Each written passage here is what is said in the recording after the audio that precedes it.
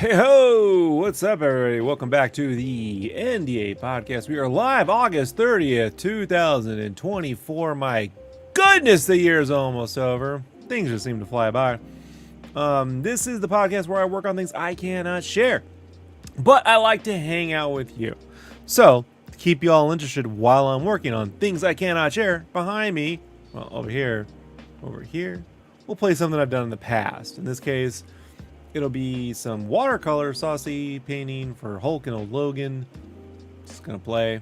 And then behind me I got some Batman Adventures on the Sega Genesis because I love that game. It's a very good game. It's short but pretty awesome. So we'll go ahead and just hit play. Let me just hit the old play button. Where is it? There it is. There we go. We're going to get that rolling. No Brandon tonight. No Brandon for at least another week. He's out in the trenches, out in the field, working with Mr. Tony Robbins or whatever, filming cult videos. My words, not his. But he's out there earning a living, paying the bills. So he will not be joining us tonight. We might have a guest, surprise guest. Put out the call. He's got the link, and if he chooses to accept the mission, he'll be hanging out with us. If not, then it's just going to be me. Sorry. I have a file to clean up and a new page to start, so that's what I'm going to be doing over here. Where did I put my Wacom pen? Oh, there it is. Sometimes the old Wacom pen, even though I put it in the holder, it just jumps ship, flies around the room. It happens.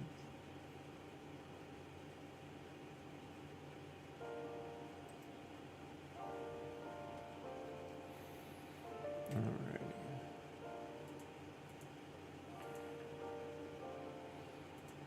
I have a little Photoshop, maybe even a Clip Studio Paint, whatever. If you're working on Windows and you're using a drawing program of some sort and you're getting any kind of issues, I always recommend, as of today, if you're using a GeForce card, to make sure you have these studio drivers installed. These studio drivers, not the gaming drivers.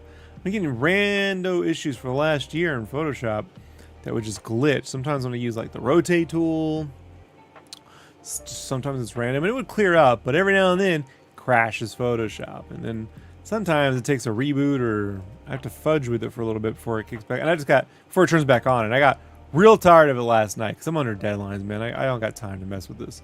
So finally I decided to get to the heart of what that problem might be.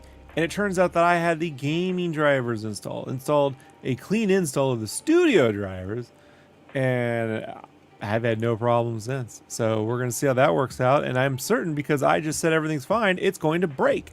So let's we're going to do it live, folks. We're going to do it live. Good old Saucy paint. I don't know if I'll ever paint a Saucy again. Not to say I won't be painting watercolor.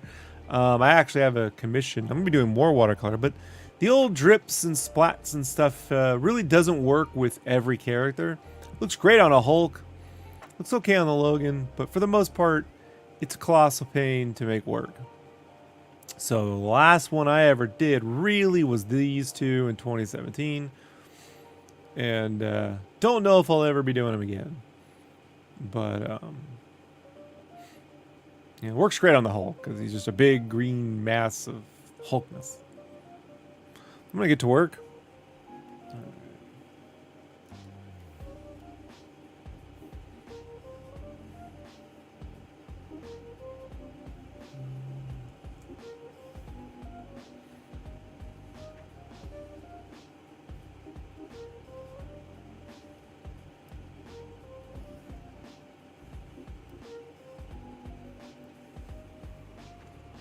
Oh, sometimes the microphone wants to run away.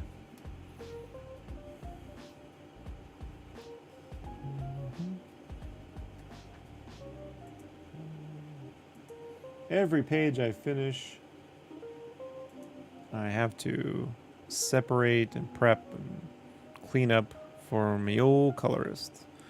And I've found that it's best to just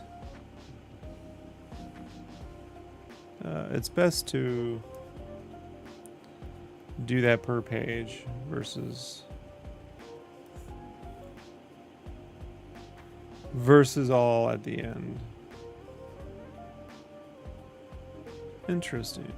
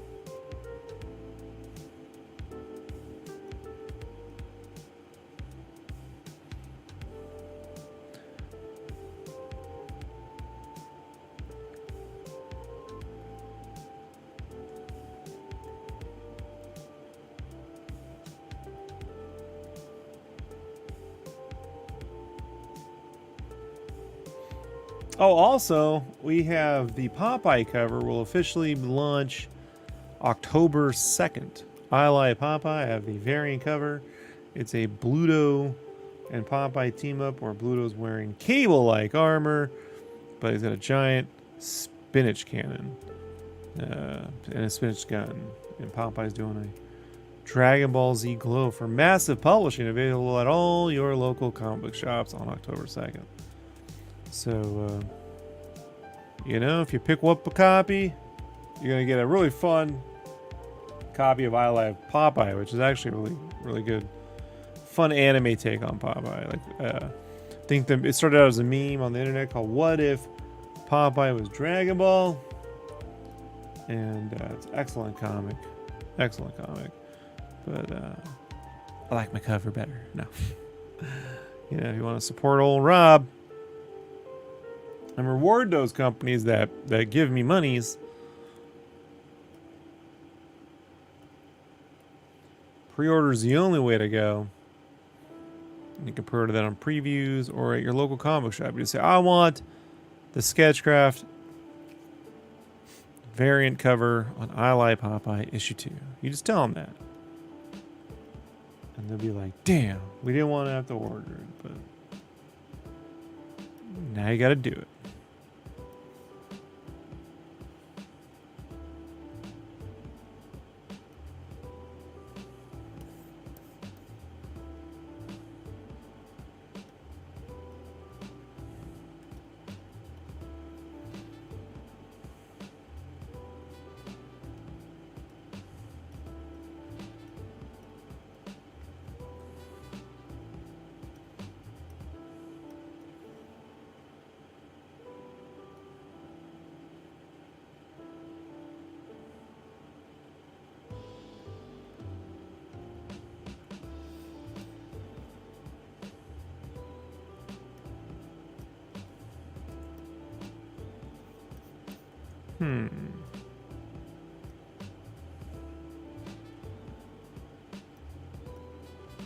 Sometimes even when I'm like drawing things, I don't know what I did.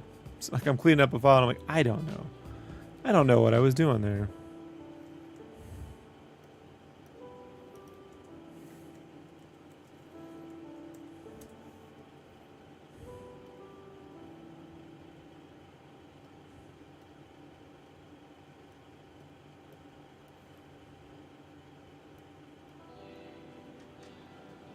There we go. Get rid of that.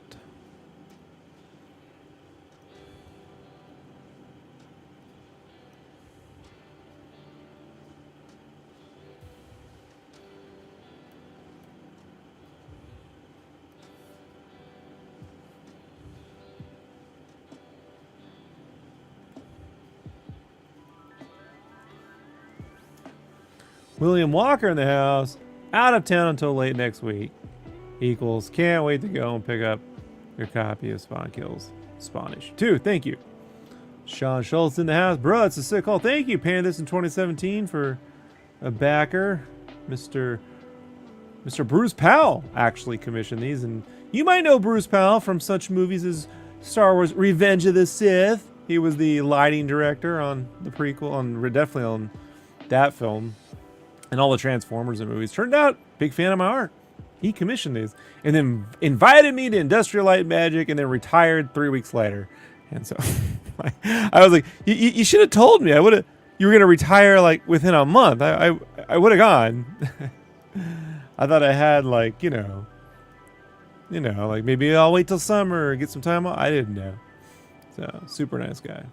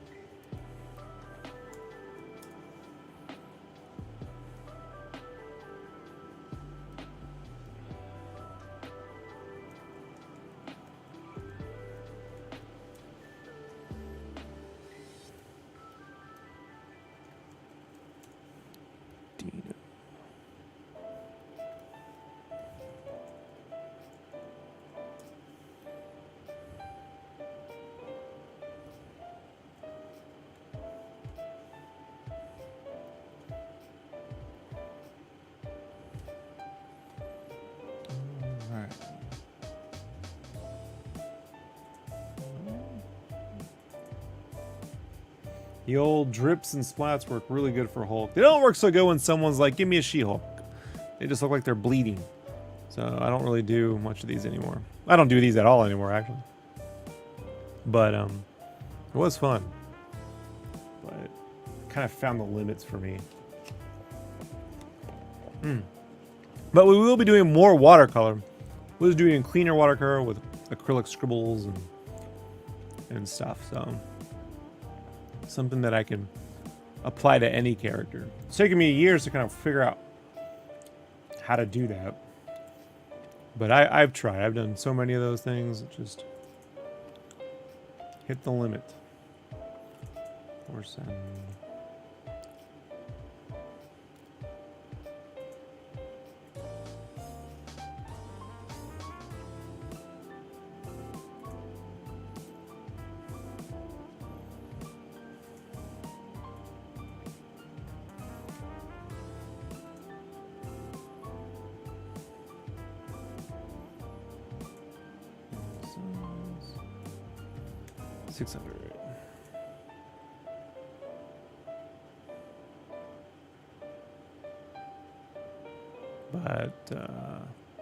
we'll find something new. Gets the job done and is fun for me.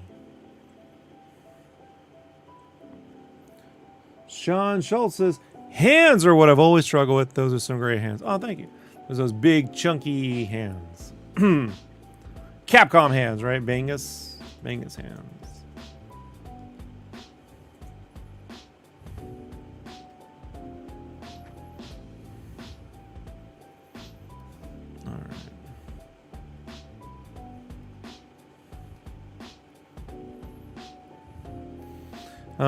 If you do want to practice hands, a really good, what I kind of spent a number of years doing was actually photographing hands and then doing trace overs and reconstructing, like I would do, like on the weekend I'd do like 20 or 30. I'd do different hand poses, holding things, different things, and I just reconstruct those poses. And then I started learning how to like blob in using silhouettes, fingers and stuff. And then once you get a sense of where all the shapes are, you create the mitt, and then you know where to put each finger. Then you can work on the type of hand, dainty, thick, whatever. But that really helped me to learn hand shapes. I think it took me think it took me like 2 years to really learn those shapes. You know.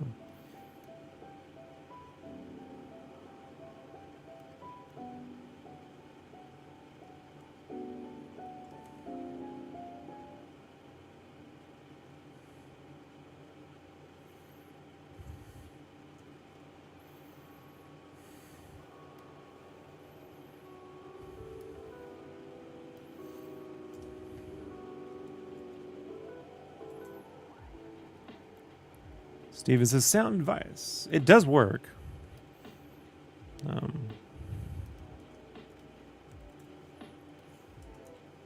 How quickly you learn will be up to you. You know.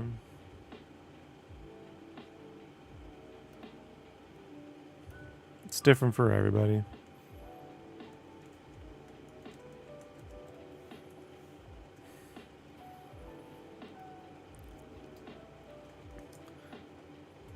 I even, at the time, it wasn't cheap to get a good digital camera, you know?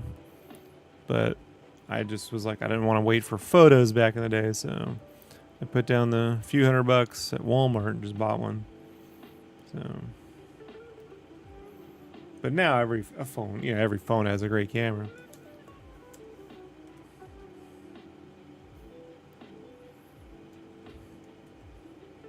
And then you can go to sites like Shutterstock too and start to get like photos of, you know, royalty-free photos. You have to pay for the licenses, but you can just use those as reference too. If you want to try different old, you know, female kids.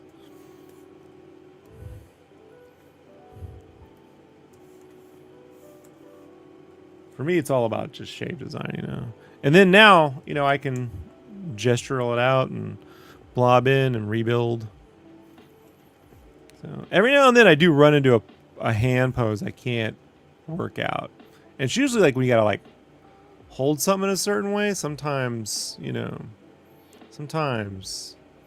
So I have to go back and do a photograph and just a trace over my whole hand to learn the shape, and then I can redo it, you know?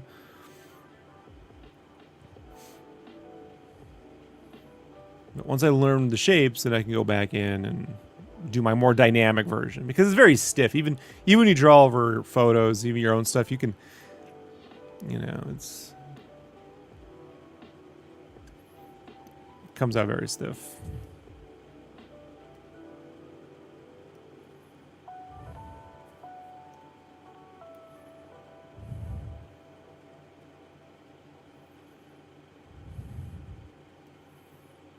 Oh, Snapola.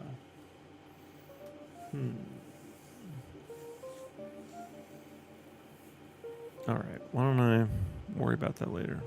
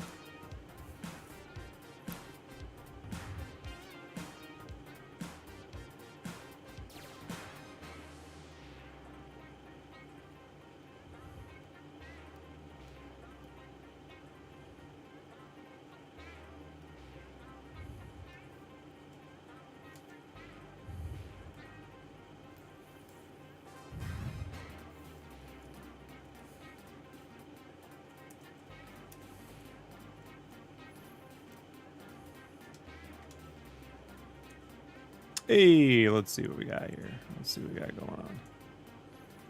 Hey, Uncle Jerk is here. What's up, brother? How you doing tonight, man? I'm good, man. I'm just processing files, you know? Processing. Yeah. I, Gotta love digital tech. well, you know, my colorist sure does. He's like, if these pages were all, you know, flat and traditional art, you might kill me, you know? Dude, I can't imagine like being a colorist and getting sent your. I would like that. That would just be like a panic attack inducing moment. You see it, and you're like, oh, Jesus. Yeah, if you want to have splatters and rain and you ask them to trap the lines, good luck. You know? Can you devise a more evil torture? I'm sure it's out there, but So that's why I just like that's why I do it digital first, and then I do the traditional on my own time, because my colorist needs, you know, the exact opposite of Rob Liefeld there. Consideration for your colorist. That's why we love you, Rob. I learned from the other Robs how to treat Robs. See, Rob Liefeld, and then my colorist is a Rob, and I'm a Rob. So, you know, It's a proud tradition. I just took it. You just took it in the other direction, you know. and we did a Rob Liefeld homage cover this month. So Rob's all around. Rob's all around, baby. Rob's all around. I know. What are you working on tonight, my friend? I am doing a blow up of these wicked ass turtle pencils that a buddy of mine sent me that I really, really like. But they're like 9 by 12, and my vision is not great at this point. So I was like, I'm gonna blow it up. But I just, for whatever reason, like, I guess I feel like it's like cheating, and I never do as good a job, so I always end up repenciling stuff when I blow stuff up. I guess I could have just printed out like blue line or something, but Yeah, but you don't have a watercolor proof printer, right? So I have to go get it done. I mean, I have like a local printer that'll do it for me, for, you know, they don't care, but yeah, I finally found one that was like pigmented ink, you know what I mean? Like over a year ago. So now I'm like, I just print it out and I paint right away, man. No more light boarding for Rob. You know? Fucking like jealous. This right here, I did the lines separately, and then I did a very faint light printout, like very faint, and then just finish it in waterproof Copic first, you know, so the lines would be there. But I mean, it's just an extra. I already drew it once, man. Why I gotta draw it 3 more freaking times? You know, like. Dude, I hate that feeling when you get done with something and you're like, "Yay! Now I only have to do it twice more." Right. But I can't do digital. I just can't. I like with my dyslexia and dysgraphia. Plus, I don't have any like. I think if I maybe had like a decent enough like Wacom or something, but everything I screw around with is like the cheap crap stuff. I always get frustrated. There's nothing cheap about this, dude. But yeah, exactly. I mean, like, if I was doing this, you know, just for fun or side hustle, I wouldn't spend $3,000 on a Cintiq or nothing, you know. Oh yeah, there's no way you could. No way. No. So, but I do it for a living, so. Here we are. And that's why we all love Rob. I gotta be honest, man. I don't miss light boards. Like what I see you doing right there, it looks like torture. It's got a big light in your face.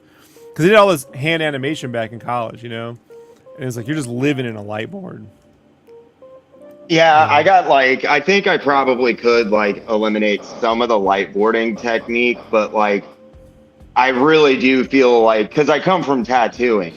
And so a big part of what I was taught with like how to refine a drawing and how to work with something is like, you know, you thumbnail it, then you light box it, you blow it up, and then you light box it and you refine it, and and that's just kind of. And all those guys lose their eyesight by the time they're 48. You know? I'm going blind. My right eye is fucked, dude. Because they're starting in the light bulbs for 20 years, you know. Yep, I was gonna say, man, I can tell like my right eye this last month especially is just really start like I can't focus on shit. You ever get the twitch? Oh God, dude, so bad. I remember the first time that happened. Like the first time it happens though, it's so scary because you're like, am I having a stroke? Do I smell burning feathers? Like what's happening? Like, oh, this is just what happens when I punish my eyeballs for like, 18 hours. Oh yeah, 100%. That makes sense. Yeah, thank you, body, for reminding me.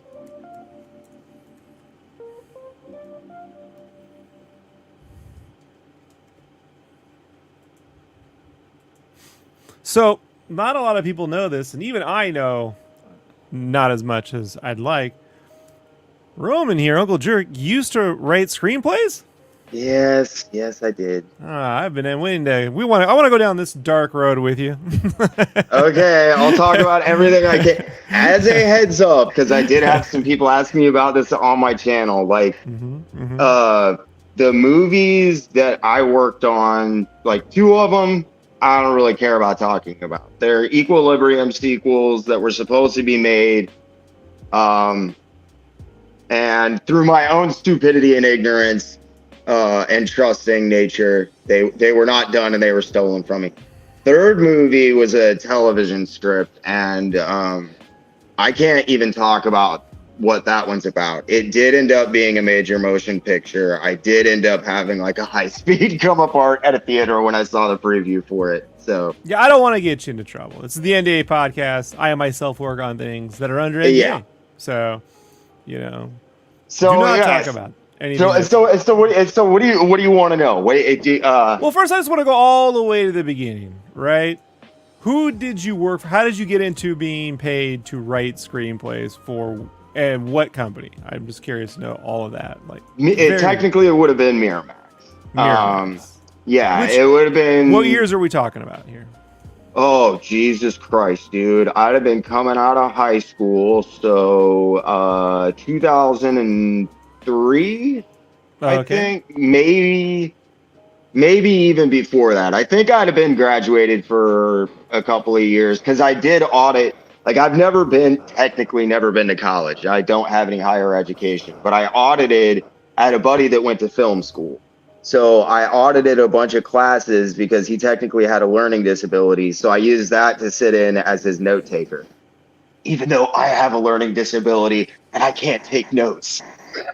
So I kind of like finagled maybe 2 years of art school, and we made a couple of short films. And Johnny was like, he was also the guy who was like taught me art, really. And he would be my tattoo master later on, and we're real good friends. I've known him since he was born, but we would go to do movies and stuff, and it was like everybody wanted to create, but nobody wanted to put themselves out there. And I mean that on like several levels of like, they didn't want to like share their creative ideas because like you don't know what's going to happen with that shit when you're in film school, and like maybe people are going to be assholes about it, blah, blah, blah, blah, blah. So, of course, me being the loudmouth in the fucking room who doesn't really care what people think, I would fucking be like, well, why don't we do this? So we ended up doing the only short film I know of that's ever been censored or rejected by the local college out here at SIU, Homoerogenous Hillbillies. Awesome. Yeah. Oh, dude, it was awesome. And we just had a blast doing that. Project Cornpone. Oh, dude, it was great. It was like these just two like hoked out. It was these 2 hillbillies that were like doing cocaine because their computer was broken, but it looked like they were like giving each other head and hand jobs and all. Dale of and Tucker shit. Get real gay. Like, yeah, it was fucking ridiculous, dude. Awesome. And you're like, well, of course that got censored. No, it was my ADR dialogue that got censored for that film, by the way. He had me record some like angry ADR shouting, and like his teacher got really offended at some of the stuff. So I got kicked out of like auditing classes when they found out who I was. and I kind of just started like farting around online. And like you remember back in the days when like forums, that was it, you know? Yeah. Superhero And Hype Adam, Dark Horizons, movie poop shoot, all that stuff, right?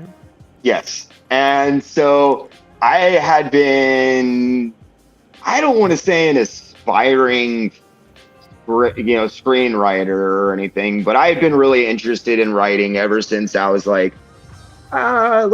just getting into high school.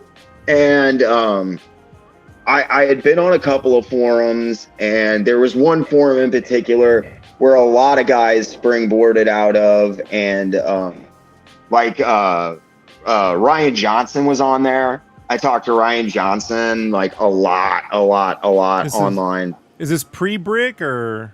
Yes, post, yes. right? No, actually, it's like 2.5 to 3 years pre-brick. Nice. He didn't even have the idea for brick. And it was I think he even mentions it in the comments, in one of the commentaries for brick.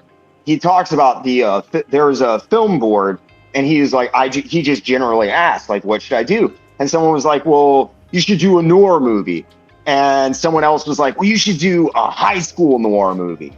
And like, you should set it where Nixon retired. What? Well, it was like, my thing was, I was in high school and I was this like idiot, and I was like, you should make it a high school fucking noir movie. 3.5 years later, Brick is out. Ryan Johnson's like a powerhouse, and I'm like, holy crap! Someone listen. Well, yeah, I mean, and it's not for any. And I've had people be like, so you want to try to take credit for Brick? No, fuck no. I don't even concede that he saw my comment. I don't give a shit. I'm just saying I thought it was really cool. And there were guys like Ryan Johnson coming out of the same places where I was at.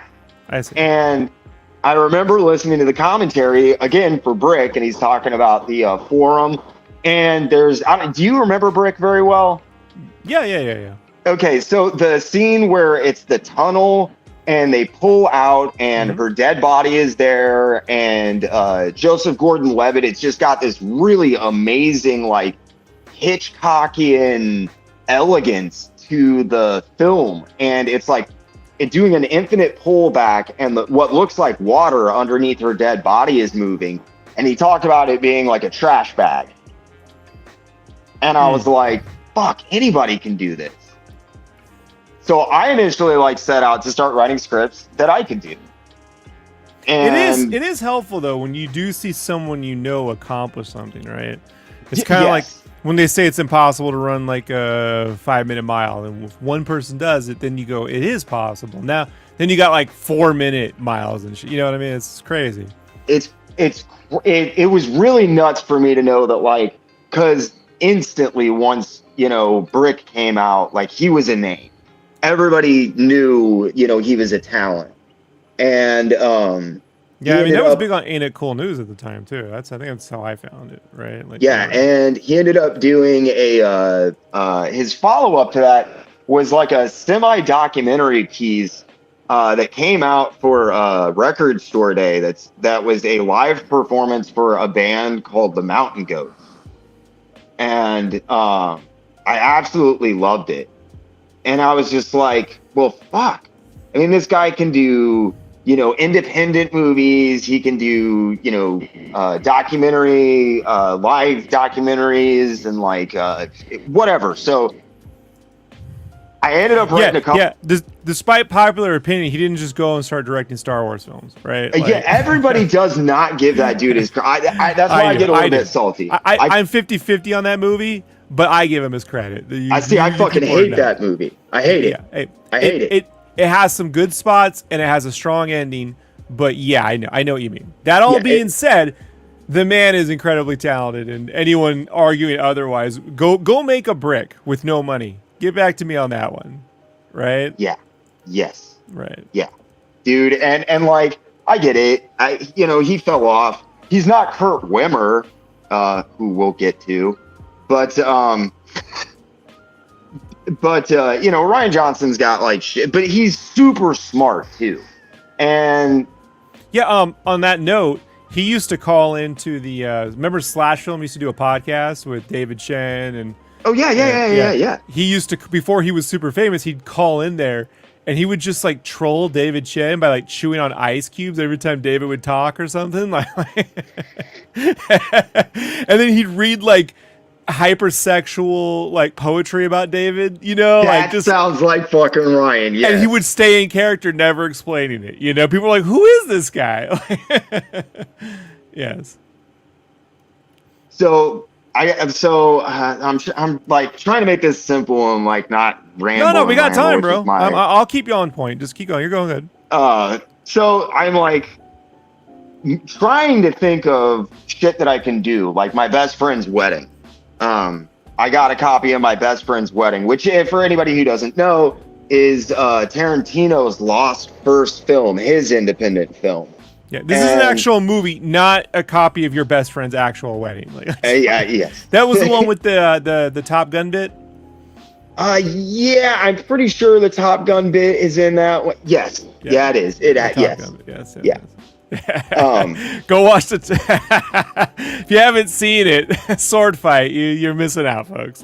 Dude, that shit is fucking hilarious. Yeah, But he gets into the origins of that with Roger Avery on the Video Archives podcast at one point. By the way, oh, does he? Yeah, somewhere randomly amongst all those episodes. So, oh man, I'll have to check that out. Back in the day, he would get really pissed off when people brought it up because you could only get it through bootlegs. So he would get like fucking irate about people having even seen it. Oh, anyway, sorry. So you see Brick happen, and you're like, I mean, I gotta get busy. This shit can happen, right? But right. I'm not smart enough to write Brick. I'm just not like. I could never write anything that complex or like, as you would call it, plotty. You know what I mean? Oh, it's a very plotty. Yeah, but I loved the characters. So I start like trying to write like stuff for characters and and I actually ended up writing a couple of comic books. Because like stuff that I would come up with just, rando ass. I was like, well, I could do a script and then we can actually, do it as a comic book and I can see kind of how it works without having to pay for film. Mm-hmm. And I had a couple ideas that I came up with that were getting like, because the first thing we did was Middle-Aged Mutant Ninja Turtles. And then we did like the Continuing Adventures of Mr. T. And they were like kind of parody things to just kind of get fan filmy. Yeah, just stuff to like get my head around. Like, okay, this is how I tell a story. But this is at the time when Batman Dead End hit too, right? Yes. Like, so that had to be like an effect. Did that have any effect on you when that came out? I didn't even fucking. I didn't even know anything about the guy who had made that, and I assumed that it was like some semi-professional at the time. Sylvester Stallone was supposed to be in it originally, right? Yes, I've got I've got the documentary that came out about it now. Yeah. But at the time, like I didn't know anything about it. Okay. It just kind of was a non-thing on my radar, and I don't know why, but at one point, I really like Equilibrium. It's stupid in a lot of ways, but it's a very fun film. It's the best thing to come out the Matrix, probably even in the Matrix sequels, right? Like yeah. If you could just watch the Matrix and Equilibrium, and you're in a it's a good double feature, right? Yeah, and like, have you ever been like? Well, no, I know you have. So like, you get around a bunch of creative guys, right? Like other, like in this case, it was script writers, filmmakers and stuff, and we're hanging out at a party and. Like, man, if they made another Equilibrium, and I was like, well, if they did another Equilibrium, this is what they should do. And I like just had it right there off the top of my fucking head. And my buddy Mike had gone to Berkeley Film School, and he was like, look, man, I'm not gonna lie, like that is that's kind of well thought out for just spitting it out. Have you ever thought about writing a movie script? Hell, nobody's gonna. I'm a dipshit from Southern Illinois, and I'd never gone to college. I don't Did know you- anything. Did you know at that point that Rob Liefeld was paid $1 million to write the script for the Mark? No. Had you Uh-oh. Did I freeze or did you freeze? Uh-oh. I think my... Did I freeze?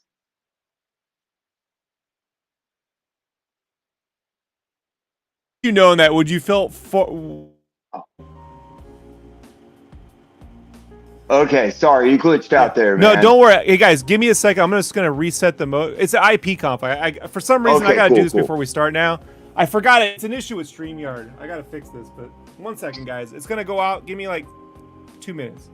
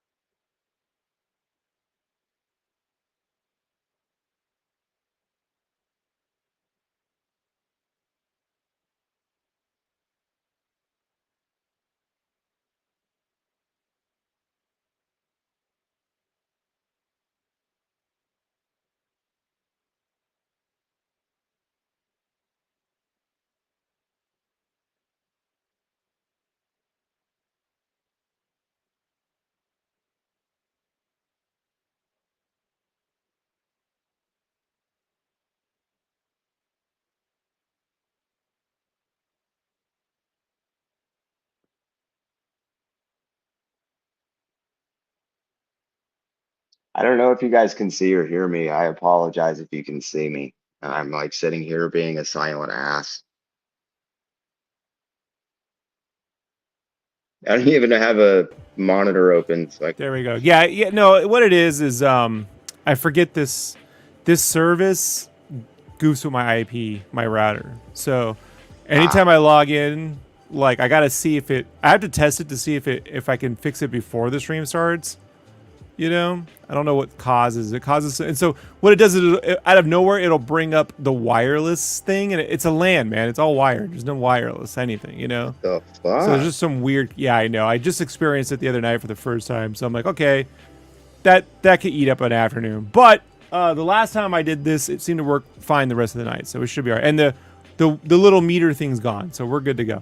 So what I wanted to ask you was when had you known Rob Liefeld, I'm not trying to make fun of Liefeld, I'm just saying like it is possible for someone to make good money having never written a movie script before, as long as you can tell a story.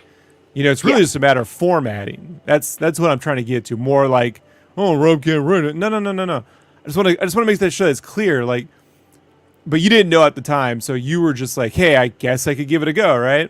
Yeah, I was like, I think maybe I could write a story that people would want to hear. I mean, were you guys using scripts for your little demo films and stuff, or was that just like Not really. I mean, like ad lib? The last one we did, we definitely had to have a script because it was just like a huge fucking. I rewrote the idea of like Prometheus as him being like a instead of being trapped like. Anyway, yeah, we had to have a script for that one because it was like I think like fucking 20 minutes of me having to read this monologue. It was huge.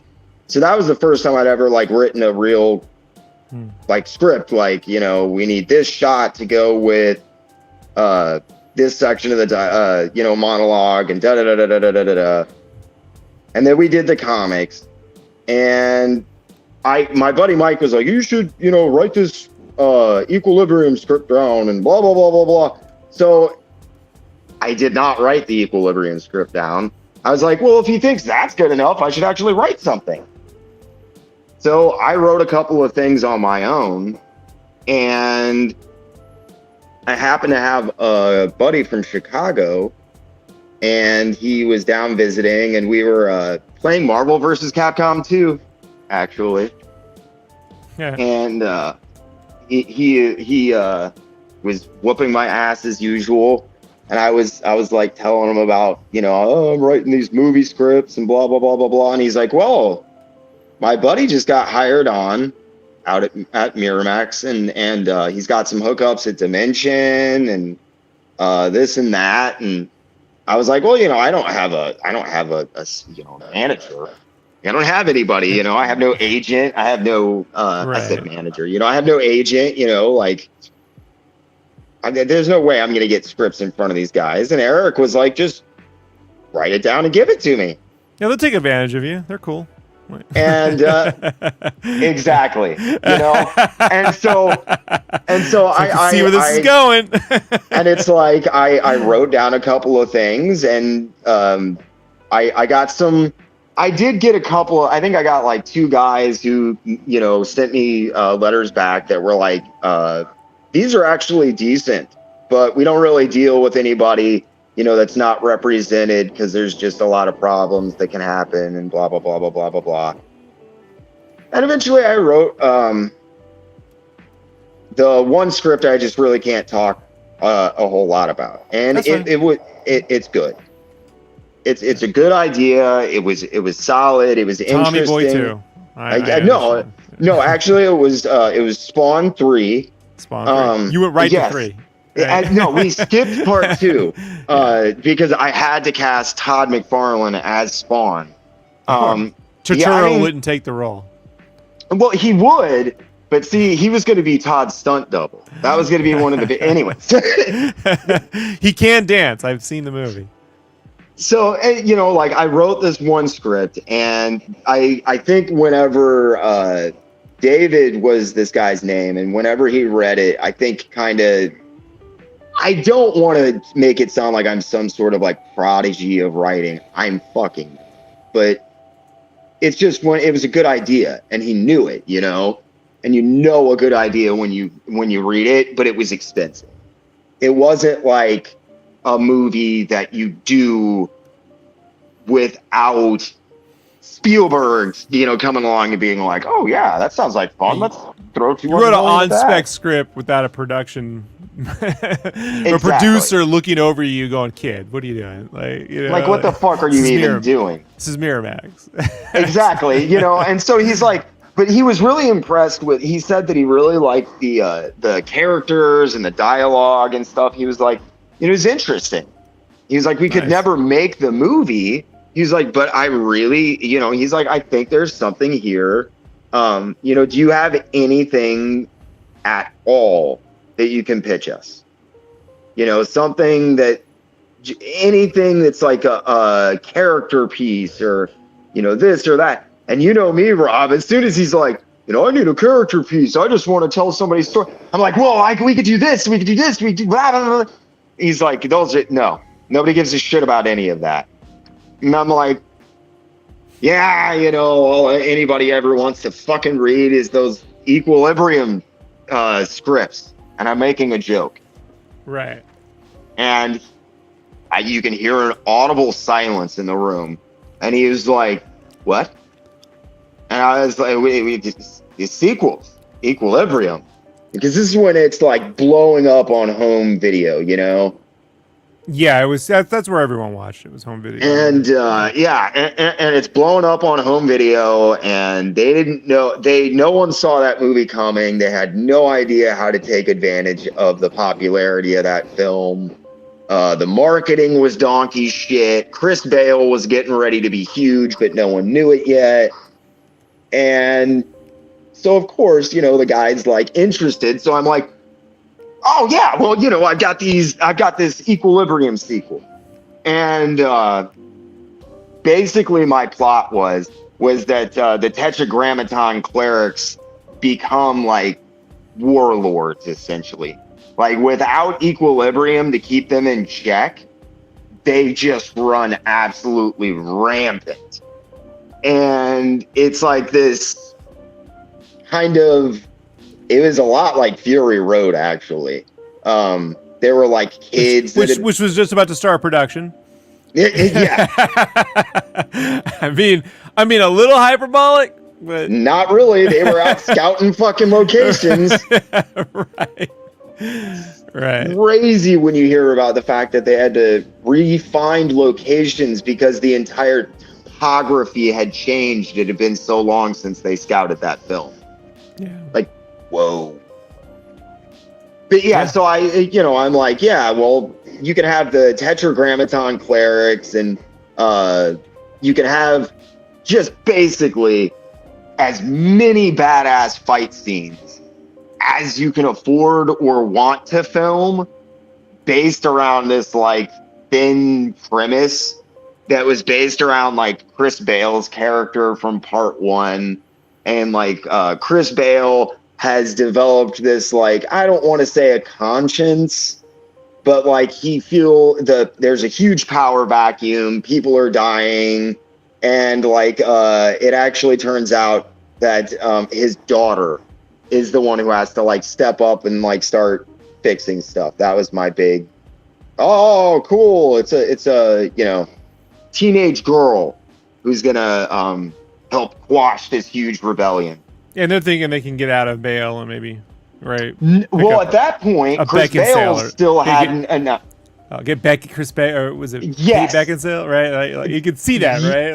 Like it was Samantha Morton, and I'm like, how are you guys gonna get Samantha Morton back? Like, she's dead. Right. And they're like, well, but we can afford Samantha Morton, so we need some Samantha Morton scenes. Did you not watch Highlander 2? Ramirez came back. Anything's possible. Like... So, well, it should have been, to anybody who knows anything about film, at the point where they were like, we can afford to have Samantha Morton back, so, like, can we make her one of the main characters and just kind of, like, fix the fact that, like, oh, she didn't actually die in the first film. Somebody saves her, or she like escapes, or da-da-da. I'm like, oh, sweet. Yeah, we can do that. Sure. Because then after this, I'll get to make my movie. Yeah, one for them, one for you. Yeah. And I started the Wonderkind, right? Like this is like one of those ones where you're like, I can't believe this stuff's actually happening, right? I legitimately didn't think he was serious when he first said it, and then when I realized he was serious, I kind of was like, my stomach kind of dropped, and you're like, well, there goes any hope for like taking this project seriously. This is going to be a career starter, and I'm not going to talk about this one later. That's where my head. Still, man. Like I always tell people, like every industry has you always hear a story about how someone got into an industry, right? And you're like, man, that's wild. And it's like, yeah, that was wild. But the minute someone gets in, like in some way you've never heard of before, they seal that door right up so it never happens again, right? Yep. And so I'm trying to convince myself, like, fuck it. They're telling you to write a sequel to Equilibrium. Hell yeah, dude. Are you going to do the same thing as like, because I was a rapper too, and like Insane Clown Posse at one point had expressed some interest in me being on their label when they were first expanding, and I threw a really big fit about wearing face paint. I'm an artiste. I write raps. I don't wear face paint. I would come all these opportunities, and you're just like, now you're getting picky, right? Like, I get it. Well, it's before, it's like in your 20s, you're like late. This is why people have 20s. Agents, right? Right, Roman? Like, because they talk them off stupid ledges like this, right? Bro, and I'm telling you, like, every day that I am sitting at fucking Arby's making food for like $18 fucking an hour a decade later, and somebody will put on Insane Clown Posse because some of the kids there listen to Insane Clown Posse, even all these years later. And I just hear that shit, and I'm like, you can always hear me muttering, I should have just put on the fucking face paint. I should have just fucking put on the face paint. Should have danced like a clown. That's all I am, a clown. Yeah, I hear you.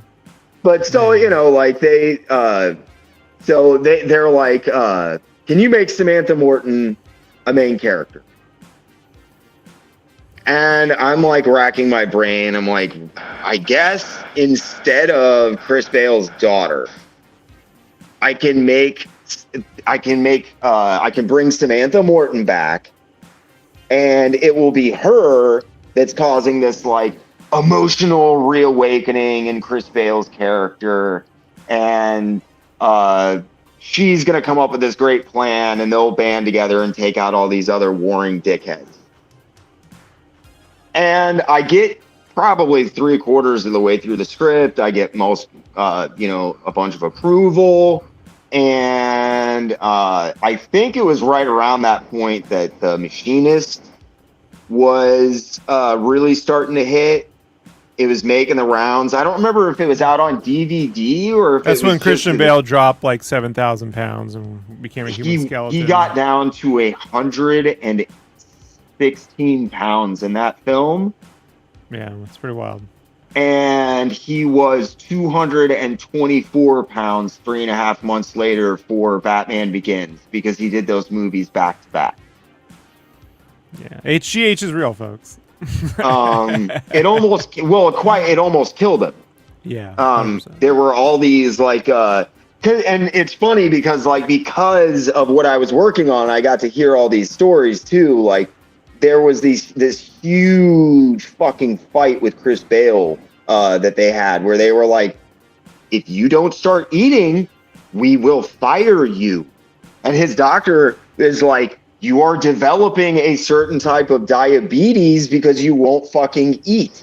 You have to eat. You can't do this. And like Chris Bale's like, oh yeah, no problem. Sure. And he loses another 20 pounds after that because he won't eat.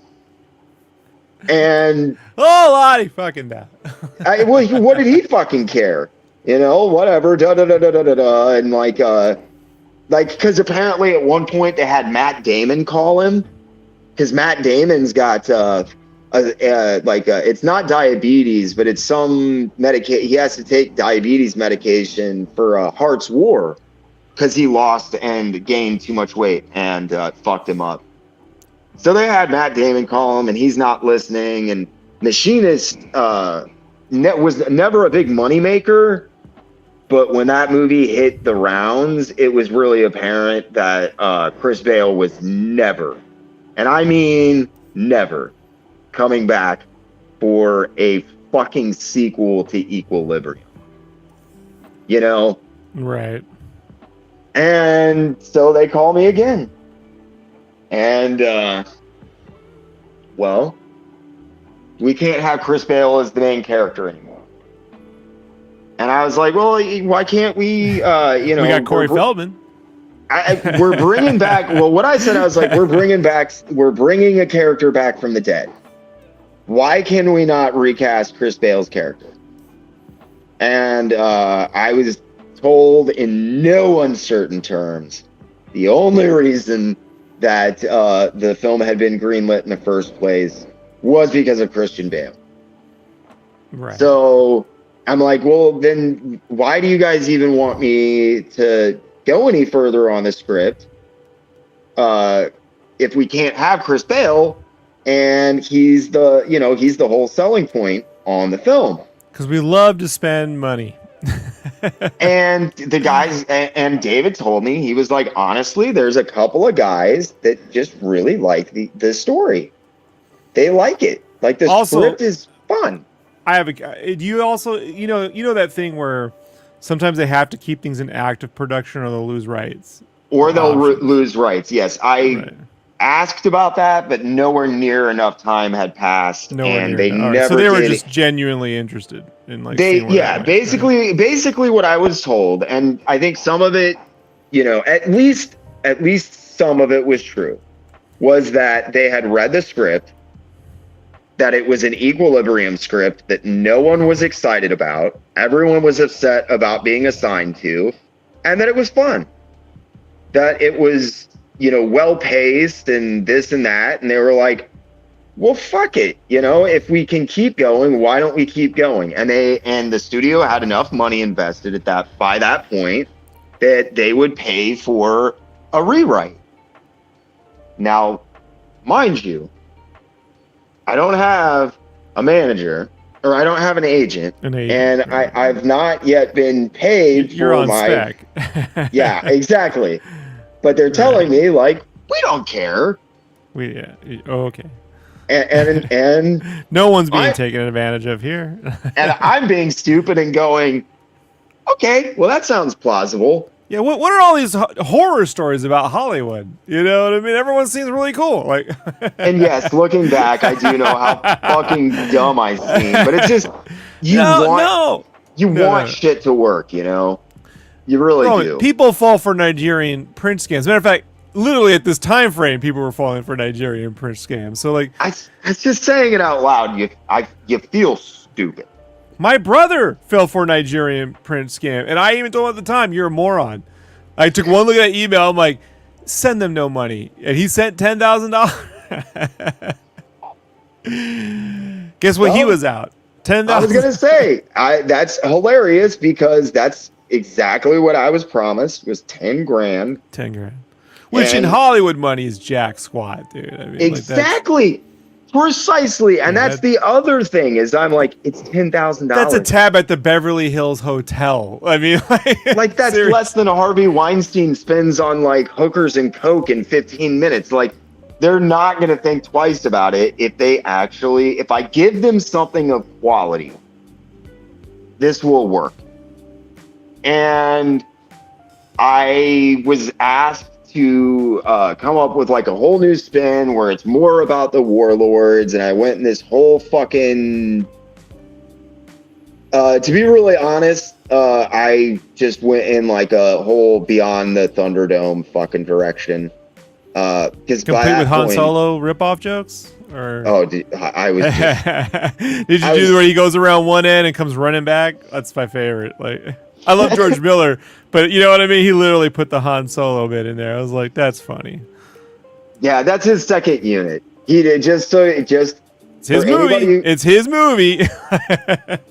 It's got his name on it, but it's not his movie. Right. Kennedy died during production. They should have never put that film out. They forced him to fucking finish it. You can see the studio going, now we got a Han Solo. Mel Gibson's like a Han Solo, right? Like you can see how it all works out. You can literally see in that film what was done by George Miller, which is about 10% of stuff. And then about 5% of stuff that was done by Kennedy, and then he died, and everything else is like second unit. And sometimes I don't know this situation, but sometimes in a scenario like that, it's really the producer directing, like second unit or taking over as a director. Well, yeah, but that's what Kennedy was. He was the head. That's what I'm saying. So. That's what the guy running Piranha 2 would do. The Italian producer, he would start productions and then take them over, and he got in so much trouble over it. The studio, Warner Bros., would only finance a film, Universal, whatever studio would only finance it if he had an actual American director attached. That's when he picked up James Cameron. Hey, James Cameron, you want to come make a fucking movie? And naively, Cameron was like, "Oh yeah, of course," but he had no idea. It was all a setup for this guy to make a film, like. Yep. And just toss James Cameron's career away and then throw him under the bus too, right? Like, yeah. So this is like, these are things people just don't know about Roman. Like this happens all the time. Okay, so I forget about that shit because for me, I'm like, well, of course, that's why him and Catherine fucking Bigelow are such like everybody sees them as such hard-nosed assholes because they got just like piped right the fuck away. No, you're thinking Catherine Bigelow was the second wife. You're thinking of oh my God, I did say Bigelow. No, yeah. I think he was actually working with Bigelow at that point, but he was married to At this point, he wasn't Sarah Connor, married right? to. No. At Well, this not point, married to her, but he No. would have been with her, right? At this point, he's with Gail Ann Hurd. He's not with Bigelow. That didn't occur. Oh my God. Yeah. I was fucking dude. Yeah, 'cause I am she- not they met talking up- about they- Catherine Bigelow. I'm talking about her. Yeah, Gail Ann Hurd. Yeah. She was running stuff over at Corman Studio. That's how they met. Yes. Exactly. Hey, look, if I can catch you, I will. I goof all the time. Don't even worry. This isn't the official fucking documentary, right? So Well, no, but that's a little bit of a flub. yeah. Power one of couple. those people. Power couple. Yeah, one of those people you should probably remember their name. Yeah, right. So at this point, the script is done, and they're just like, or they're just having. Oh, okay. So I get the first script done. I turn it in. They're how like, long does that take? Hold on. How long does that take? Did it take you 3 months? Did it take you a couple year? of months, probably about 3 months from like initial concept to the non-Christian Bale, non-Samantha Morton version of the script. About 3 months. Nice. About 6 rewrites. And when I say rewrites, I don't mean tweaking my script. I mean rewriting the fucking script. Right.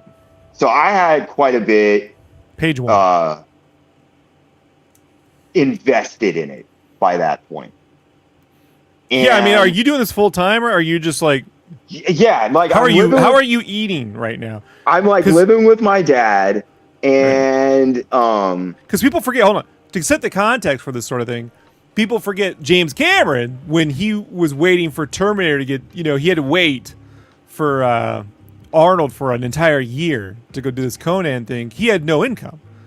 So like he had to live on a couch, paint, matte paintings or whatever, glass paintings or whatever for, Corman Studio, and live off cheeseburger coupons. His mom would send him like the 2-for-1 at McDonald's and stuff like that, and just he needs storyboarded, and he storyboarded that. And he was doing scripts at that time. I think he took the script jobs. He wasn't doing painting. He took the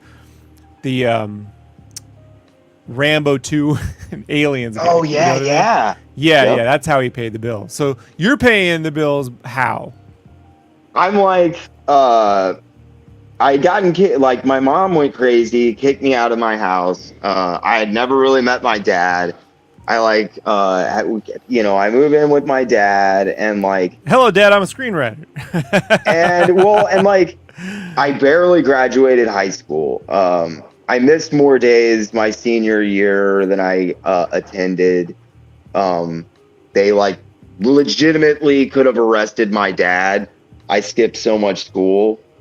I was a problematic kid. I was like acting out. I was super fucking depressed.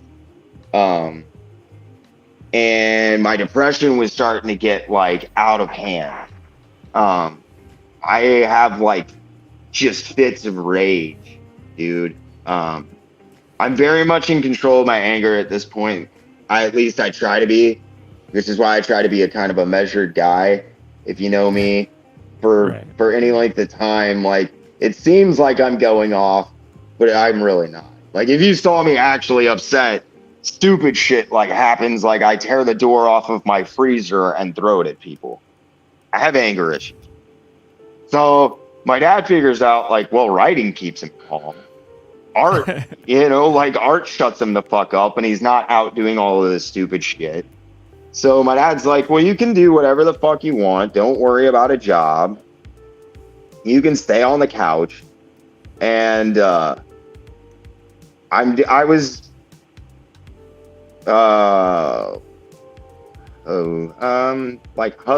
yeah, sure. I was hustling at that point, also making extra money for myself. I'll just say that. Fair and I did a number of like weird, odd jobs, like capitalism. Yeah, like I did some stuff, yes, of like what you're thinking maybe, and then I also did like weird stuff, like I've been a mop boy. And Sure. So you were getting by on odd jobs, right? While you're doing exactly. it. Now I got a question. Everything. What are you handwriting? What are you typing? Yes. Is that on a word processor? I can't. My learning disabilities are so bad that if I try to type stuff out at that point, you would have seen me put holes in the wall with my fist. And they knew you were handwriting the scripts. Yeah, because I had to fax them in. At that point, you had to fax in. Did you go to Kinko's and use their fax? I fucking actually did fax a lot of stuff. That was my Kinko's. favorite. I did run fax key off. At this exact time, I'm at Kinko's. But and that's just before my buddy and this is like, dude, I had totally forgotten about that shit, Rob. I was so excited because my buddy Alex that I had gone to grade school with got a job at this like knockoff Kinko's place called Print World or something like that. Okay. That was like 2 doors down. And I could go in when Alex was working and guilt him into letting me use everything for free. So I was like, oh, yes, I don't have to pay this like exorbitant amount. They were exorbitant. Yeah. They ripped faxing, everyone. $1 like 80 fax. pages is like, what? It's $80. It's $80. It was $1 fax. Like, oh my fucking God. But that's another thing is like, they also like when I would have to fax stuff in, and it would be like, say $30 to fax, these scripts in, they would reimburse me. You like fill a voucher or something like that? Yeah, exactly. I would get official vouchers. And it, so there was, on one hand, I was being really dumb, but on the other hand, there were a lot of signs that people like actually really were like, hey, maybe this kid's got something and we should do something with him. Crazier stories have happened. It really is who you know at the end of the day. Like, let's exactly. Be honest, and right? The guy that I was dealing with, Dave, was really, really nice. And he really seemed to actually give a shit about my stuff. And to be very fair to Dave, nothing happened to me while he was there. I do not personally think that Dave, and I'm not going to say his last name for that very reason. Sure. I do not think that Dave had anything to do with what happened to me. I don't think he encouraged anybody or even like intentionally allowed anyone to take advantage of me. He was a very cool dude and one of the very few guys that I ever dealt with during that period in my life that I can say that about. Okay. The guys that were in his office, I can't say that about them because he was sharing an office with like 3 or 4 guys. And these are the guys that are like, no, it's a fun script. We should really get him to do something else. So like they get me to turn the Equilibrium script into 2 movies. It's going to be Equilibrium 2 and 3 now. By the point that they had me do that, I know that there's no way the movie's getting made. Okay. Cause fuck you. If you're financing a 2-part sequel. Yeah. What are you, the Wachowskis? Right. Yeah. Right. Yeah. It's like at this point, I'm like, this is. See, now I don't know the ending of the story, folks. I have no idea where this is going. I just want everyone to be clear. But I'm going to take a guess here now, all right? See, if I'm wrong, I'm wrong. But my intuition says at this point, this sounds like something some guys are getting you to do the work on so that they can go pitch it to another studio and take all the damn credit. And that was what I was thinking. So you were aware that was a good possibility. It became very apparent to me after a while, after I thought about it and was like, these characters have changed so much. Because you don't have a contract. No. You don't have representation. There's no guild. Who are you going to complain to? Yeah, exactly. Right? And it is so far removed from Equilibrium at this point. Chris Bale's not in it. His daughter's not in it. Samantha Morton's not in it. Even if it was, they could go pitch an Equilibrium. Who are you going to complain to? Well, but at least it would have had to have been at that production company, so I might, probably would have heard about it. My actual thought, Rob, was like, are they having me develop IP for something else? For something else, okay. For something else entirely. Am I writing? Because I asked them at one point, am I writing a video game? Like, very bluntly. That's a fair assessment. Like, Max Payne was out at that time, and the Matrix games and stuff, right?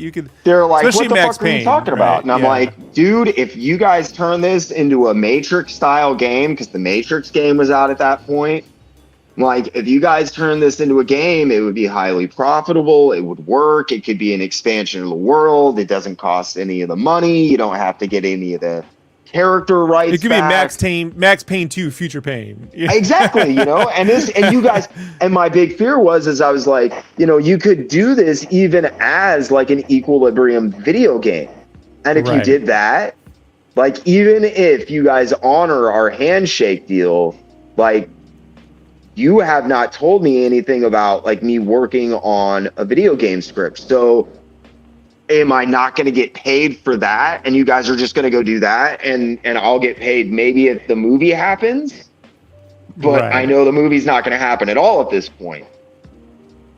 And they supplied enough answers that I felt like, oh no, okay, well, these guys, they know the movie's not going to get made too, but they're basically having me do rewrites and work on this stuff to get my name out in front of people, number one. And number two, to make sure that I actually get paid for the work that I did on the script thus far.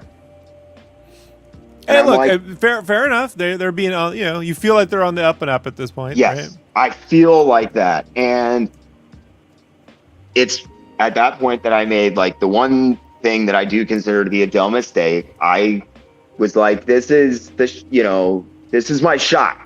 You only get a very small opportunity to get in front of someone like Harvey Weinstein and entice them with an idea.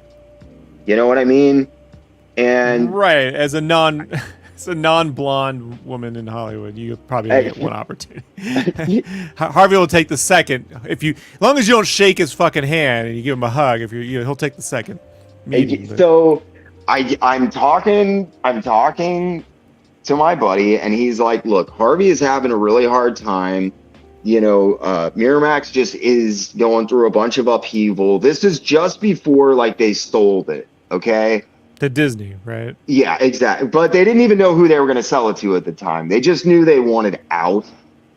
And he was like, Harvey really wants to just go back to like producing movies again. And he's been walking around and just looking at stuff. And he really liked the writing on part 3. He didn't think the story for part 2 was a good setup or whatever, but he was really taken with like the pacing and the blah, blah, blah, blah, blah, blah, blah. And he's like, he didn't read the whole thing. Yeah, he's like, there's no way he read a whole script. Exactly.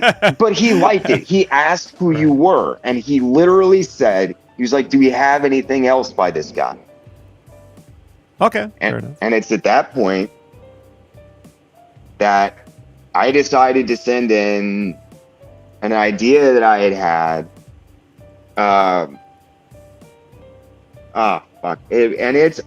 It was a good idea. It was high concept. It was clever. It was like playing into that whole being John Malkovich, ultra level Charlie meta. Kaufman-esque. Yes. Right. Yes. And yet it also had a very human character element to it. It was a fucking good idea. And I had it written initially as a pilot for a television show because I thought it would make a really good television show, like not episodic. And this is just when stuff like Sopranos and all of that kind of shit, these long form television shows are really kicking off, Sure. So I'm like, yeah, I could sell this as probably a movie and come up with something later. And I presented the idea and they liked it. And they asked for a slightly revised version of the script that was not for television. And it was right around that time that it felt like communication was getting weird. Like guys wouldn't call you back guys that would return your phone call in a day stopped calling you back. It would take 2 weeks to get a phone call back. And it never felt like they were dodging me. Like it just felt like there was just something like crazy going on, right? Like there was just this snafu. And come to find out, like, that Harvey wanted out. They're selling. Disney had finally decided that they were interested. and the kind of the courting and the negotiation and stuff had begun, Okay. but it wasn't a finalized deal. And during that period, stuff was just extraordinarily nebulous, is how I would describe it. There was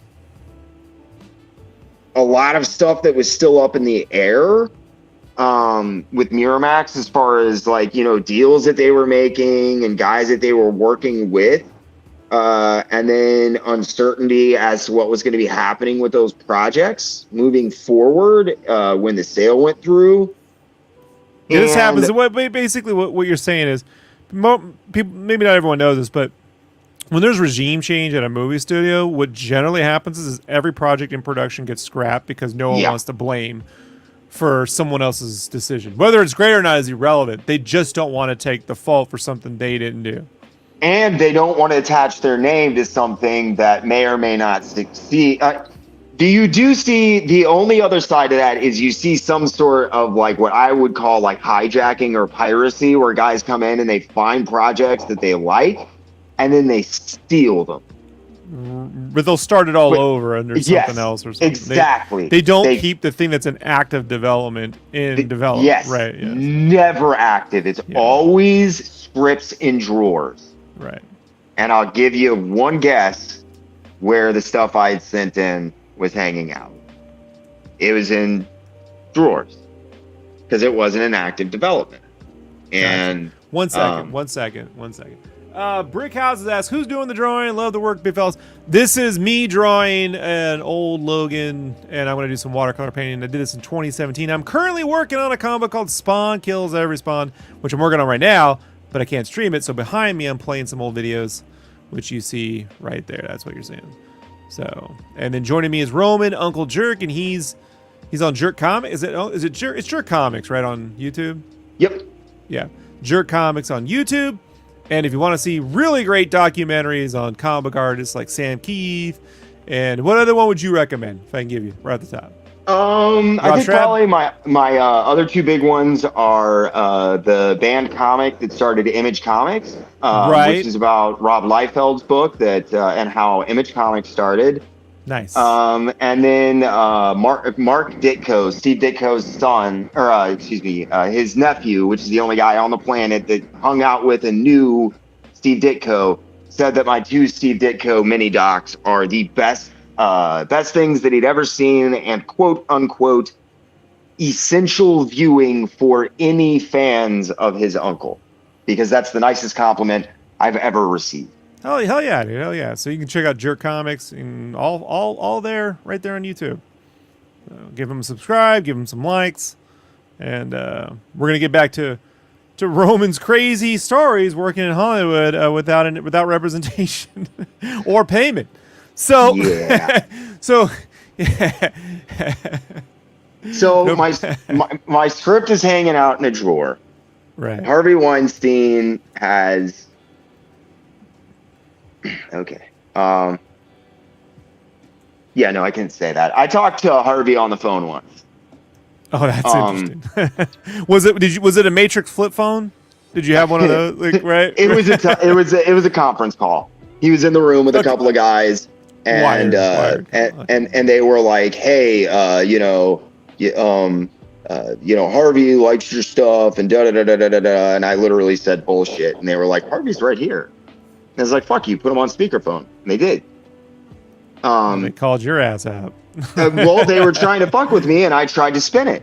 And I was like, Harvey, I got a fucking idea for you, bud. This is, you said you like my shitty Equilibrium script. Well, I got a fucking movie that'll actually make you money. And, I don't know who you guys are getting in bed with, but it could also be I got a version of it that's a television pilot too. So if you want a television pilot, no more upfront money. Got you a television pilot right there. The first 2 episodes after that are written. I got you a movie version, all of this and shit. And I laid that out in like a minute and a half. And folks, you gotta speak quick when you're in front of people with money. They have no tolerance for prefacing. You could feel him leaving the room on the phone. Like everybody was in awe of like, holy shit, he's listening. You see how quickly I promoted your seconds. channel and recommended 3 videos? Yeah, exactly. I've been in those meetings. You gotta get them quick, man. You know, you gotta get them quick. So you laid this out. What happens next? So like about, I would say a month after that, my major connection, the guy that had been representing me there for the most part, really repping me, lost his job. Because the other thing that happens whenever people get bought out is they just fucking gut. I mean, they gut the places. Right. They fire everyone. When everyone's all excited about Marvel buying Fox, that's about 1,000 jobs going away. Oh yeah, at least. Right. At least. Right. And God only knows how many, films that were in production. And I mean, look at what happened over at DC, with all of their films. I don't give a fuck about any of their movies, but damned if they didn't kill some interesting ones. Sure. So yeah, Harvey's announced he's gone. My Connect there is gone. And I couldn't really get anybody to return phone calls. And eventually the number that I call, they were like, hey, this is Disney. And I'm like, I'm no, Uncle Jerry. No. This is I'm pretty sure this is Mitch Miramax, right? this is who I've been talking. Hold on. No. So like 10 years ago, I grew up. I'm from San Diego, right? So my wife and I lived in this apartment complex for the better part of 12 years. And down the street was this RV place that had been there since I was a kid. La Mesa RV, right? Something like that. Kearney Mesa RV, whatever. And one day I go there, all the RVs are gone. One night, gone, right? I'm like, huh, right? Well, there was a big news report about that. The guy who owned that shop and all of the money he took, all of the financing, everything, and the inventory just disappeared. No one knew where he went. All those giant RVs and the money gone overnight. People were like, well, where's the RV? Yeah, so they flipped. That's impressive. I know, right? I was like, impressive. That's a great premise for like a Breaking Bad style thing, right? Like that's how you set up, a whole bit. So, all right, so they're like, yeah, man, this is this is Swimming with the Sharks receptionist, right? Yeah, yep. And Right. I'm like, hey, can I talk to David?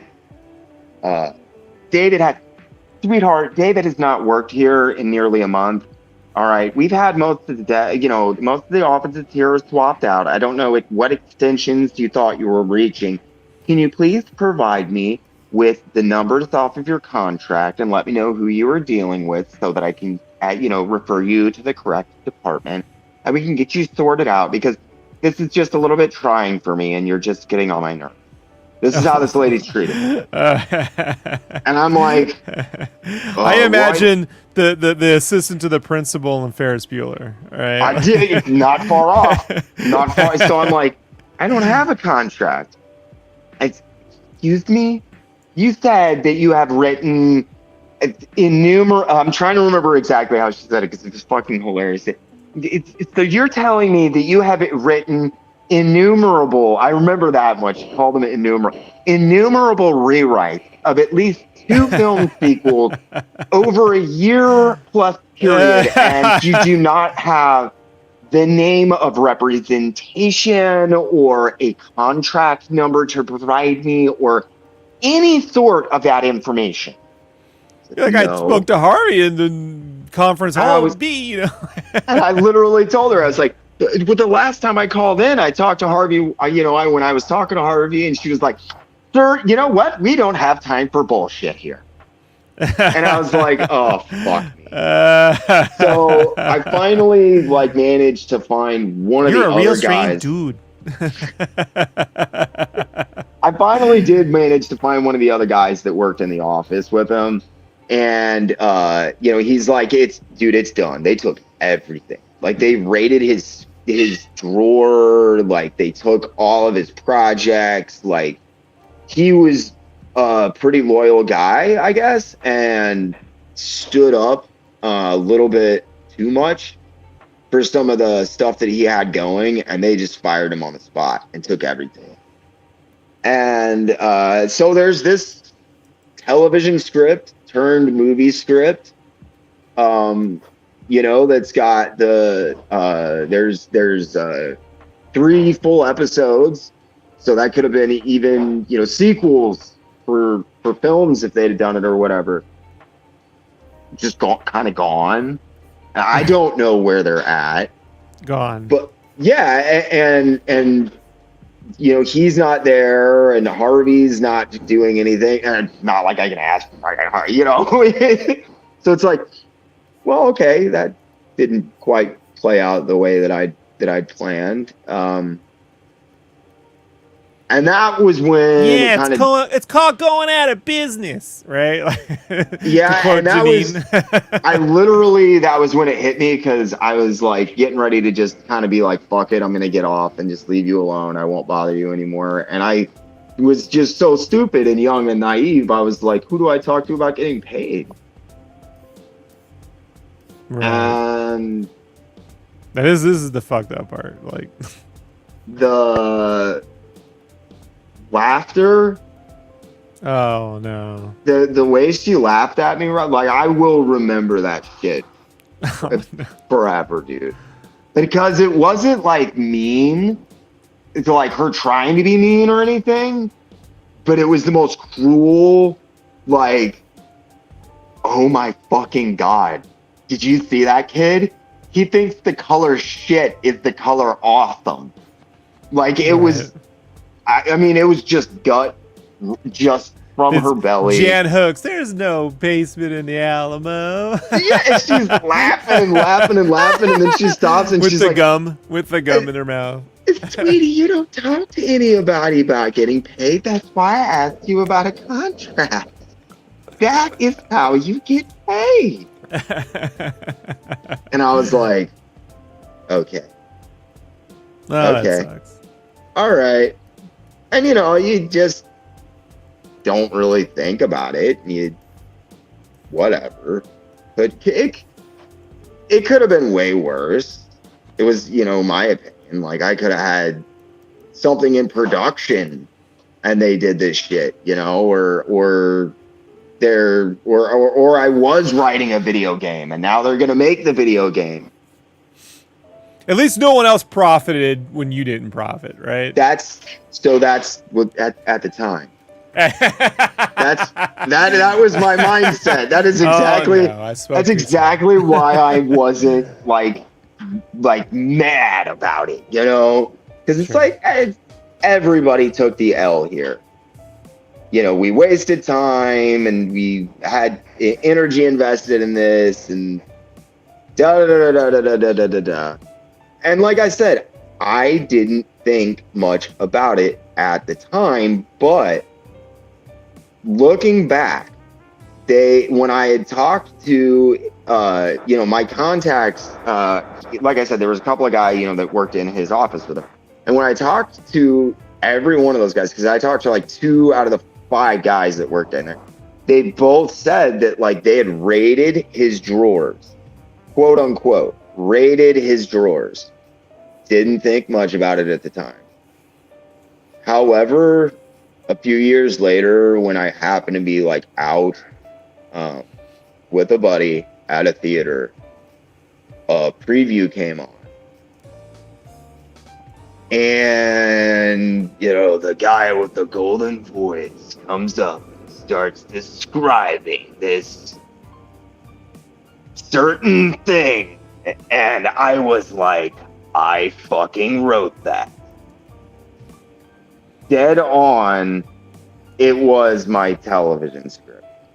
Oh. And they had taken the original version of the television script and combined it with elements that I had done for the theatrical version to make a kids movie. To make what? A kids movie. a kids Oh, movie. they made a kids movie. It was Oh no, no! like one of the most. Is like, it the Search for SquarePants? Is that what it is? I have a guess, but I'm not gonna say it on air. I'll ask you off air. But so that's tough. That's tough. I got it. It hurts. It wasn't a low budget kids movie either. Right. I'll say that there was an A-list, big budget actor. It was previewed before the animated Star Wars Clone War movie. It was big. The movie's out there, and it's. I've not written much in my life, especially not high concept stuff, and I really like high concept stuff to kind of drive it home. I love it. Pleasantville, that kind of shit is just, if you can make that stuff work, I think it's the most brilliant film out there, and I just love it. Have you seen Schmigadoon? What's up? Schmigadoon. Oh, yeah. Yeah. Excellent, right? Fucking right, yes. Yes. Getting that kind of stuff to work is nigh impossible, man. Right. And I've tried for a long time to do another, like, really high, just really heady Pete, and like it's never worked again. And I really liked that idea. And I remember it was hilarious because you remember my buddy Johnny that I talked about that I audited classes with? Yeah. Yeah, he's my tattoo master. He was the one that I was watching this with. And when I saw the preview, Johnny was like, "Hey, dude." And it was like everything slowed down because I could hear him be like, "I'm pretty sure that's the movie you wrote." And like, we're in a theater filled with kids. And all I remember, Rob, is just like ripping the armrest off of the chair that I was in.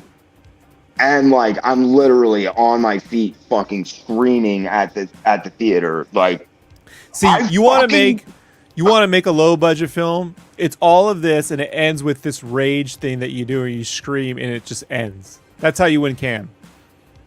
You offer no resolution. You know what I mean? you end it with the world's greatest tantrum over this fucking thing, rightfully so. But you know what I mean? Like Nightcrawler-esque level rage at the end, right? That was yes. That right? was like Citizen Kane when he's tearing up his girlfriend's like bedroom and shit. You're just ripping up a movie theater. You just and you just fucking you just throw him a new ass, and that's the movie, and it ends, right? Dude, it was so what did she call it? What, Innumerable? Yes. You called the movie Innumerable.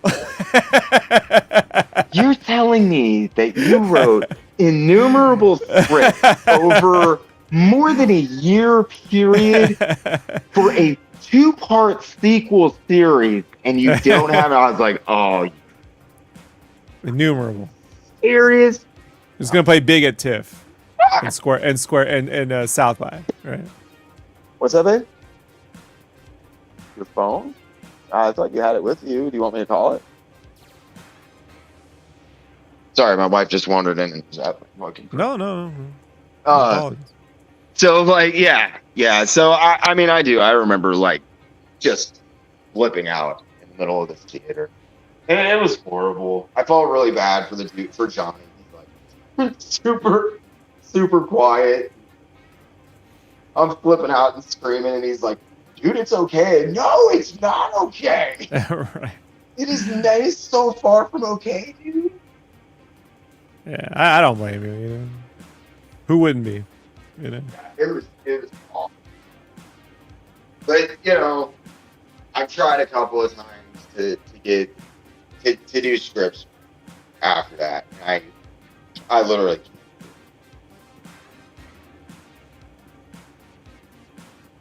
Yeah, I mean, long story long,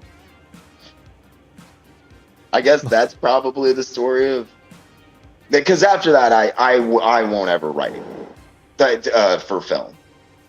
Sure. I just simply won't, like, the cutthroat nature of and I should point out, I am not an idiot.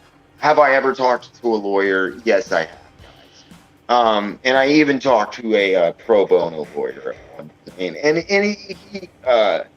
he told me bluntly, you got a great case, and you're talking about Harvey Weinstein, so you give me $1 million to get rolling, and we can start this.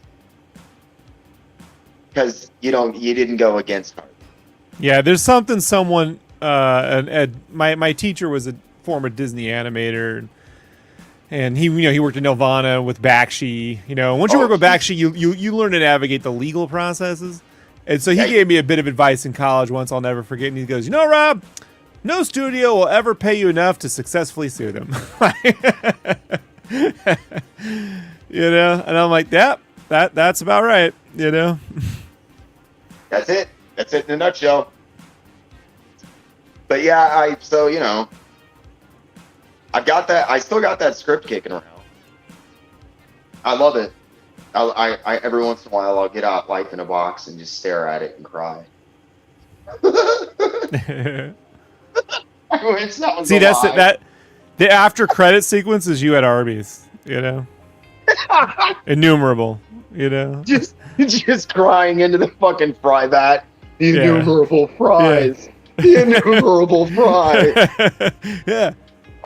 It's like this. It's the rosebud of our bit here. Yeah, I got a little burnt out after that, to say the least. I had a couple of people talk to me about maybe doing that kind of shit afterwards.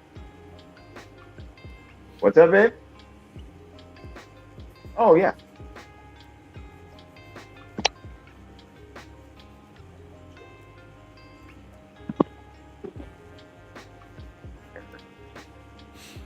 So, yeah, we'll wait for Roman to get back, but fun story, huh, folks? Believe him. Yeah, it could have been much worse. I'll say that much. I never had anybody. Yeah, no one invited you over to their mansion for a script meeting. Like. Well, and it's like. They never promised me money for Life in a Box. So they didn't technically fuck me. They used very clever legal workarounds with the buyout to gain control of my Equilibrium scripts, which they do own legally.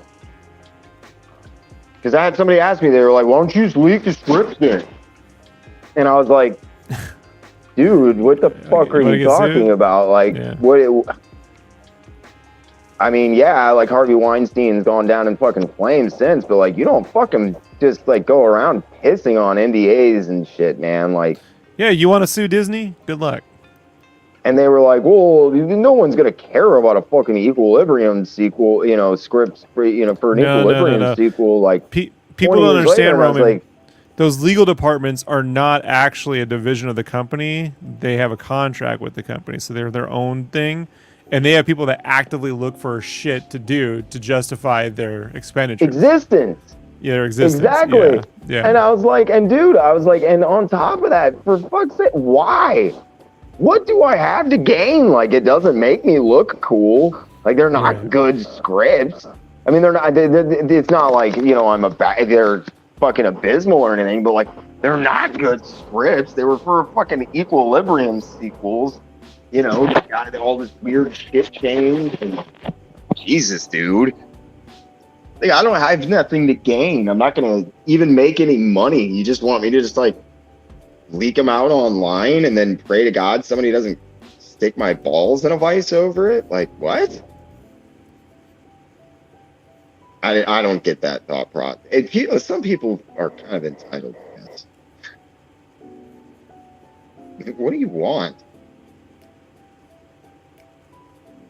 I'll tell you what it's about, which is a bunch of dumb shit. Yeah, well, it happens. Worse has happened. Oh yeah, much worse. I just thought it was hilarious. Like, wait, why would I do what? Just want me to leak the scripts? Yeah, you're really gonna stick it to the man, Lucas. Yeah, damn the man. Like, come on, man. I fucking somebody hook me up with a Kickstarter. I'll turn them into a graphic novel. I'll do that shit.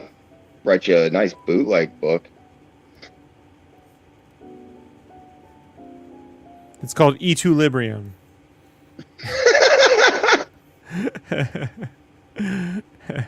What the shit? Right? It's got the 2 in there, right? But it's Oh, like it's the numeral brilliant. I too, right? That's exactly what I was just yeah. thinking. Yeah. Look, Fucking- look. I'm good. It's a talent, all right.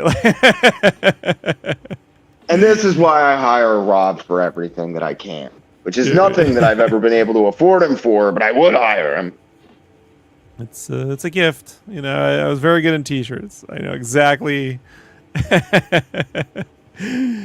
Not only how to talk some shit, but then how to like turn it into something profitable. I can talk some shit. Turning it into something profitable is beyond me.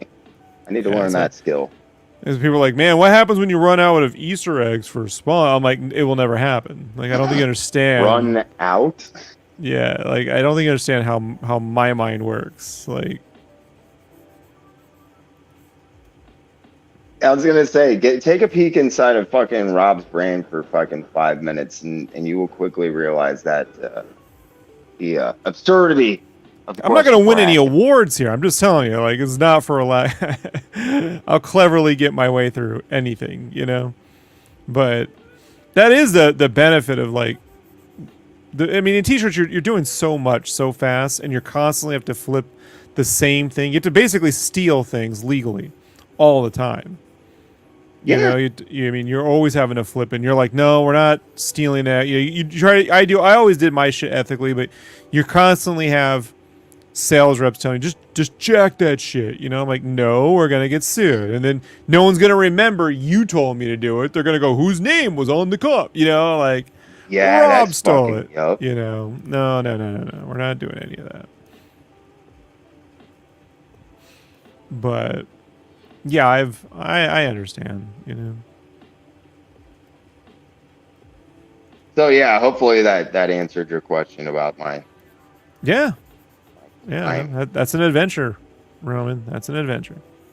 It was. I learned a lot. You know what I mean?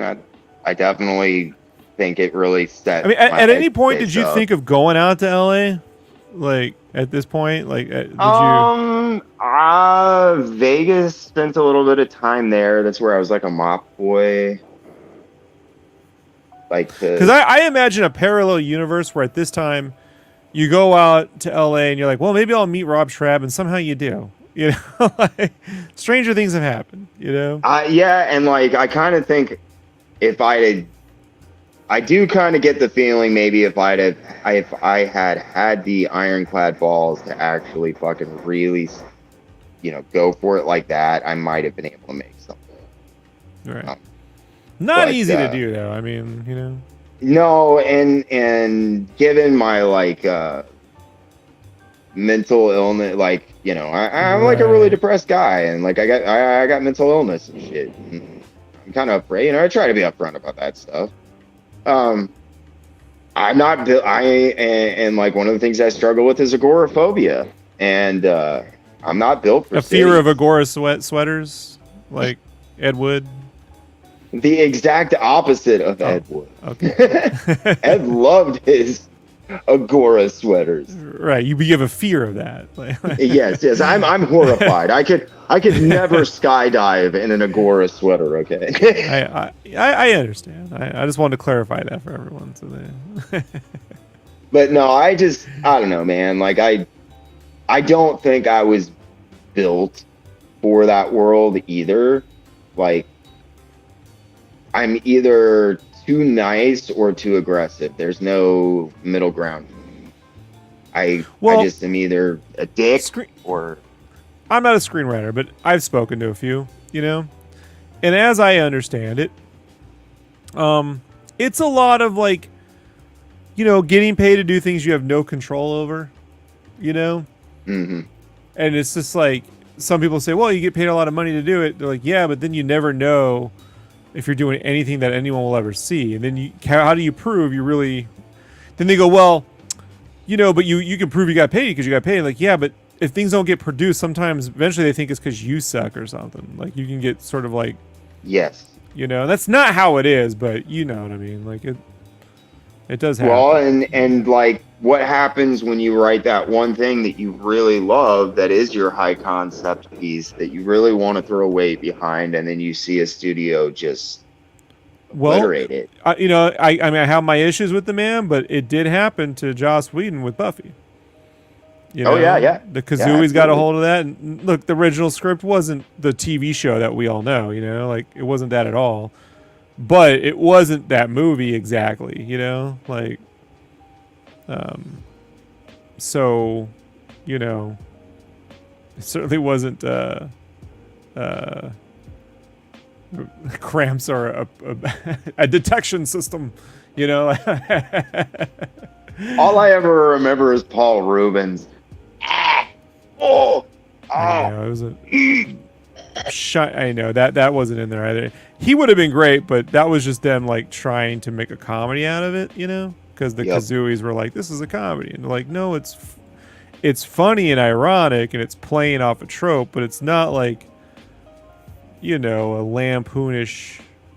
I mean, to be honest, when you look at that movie, Once Bitten comes off more serious.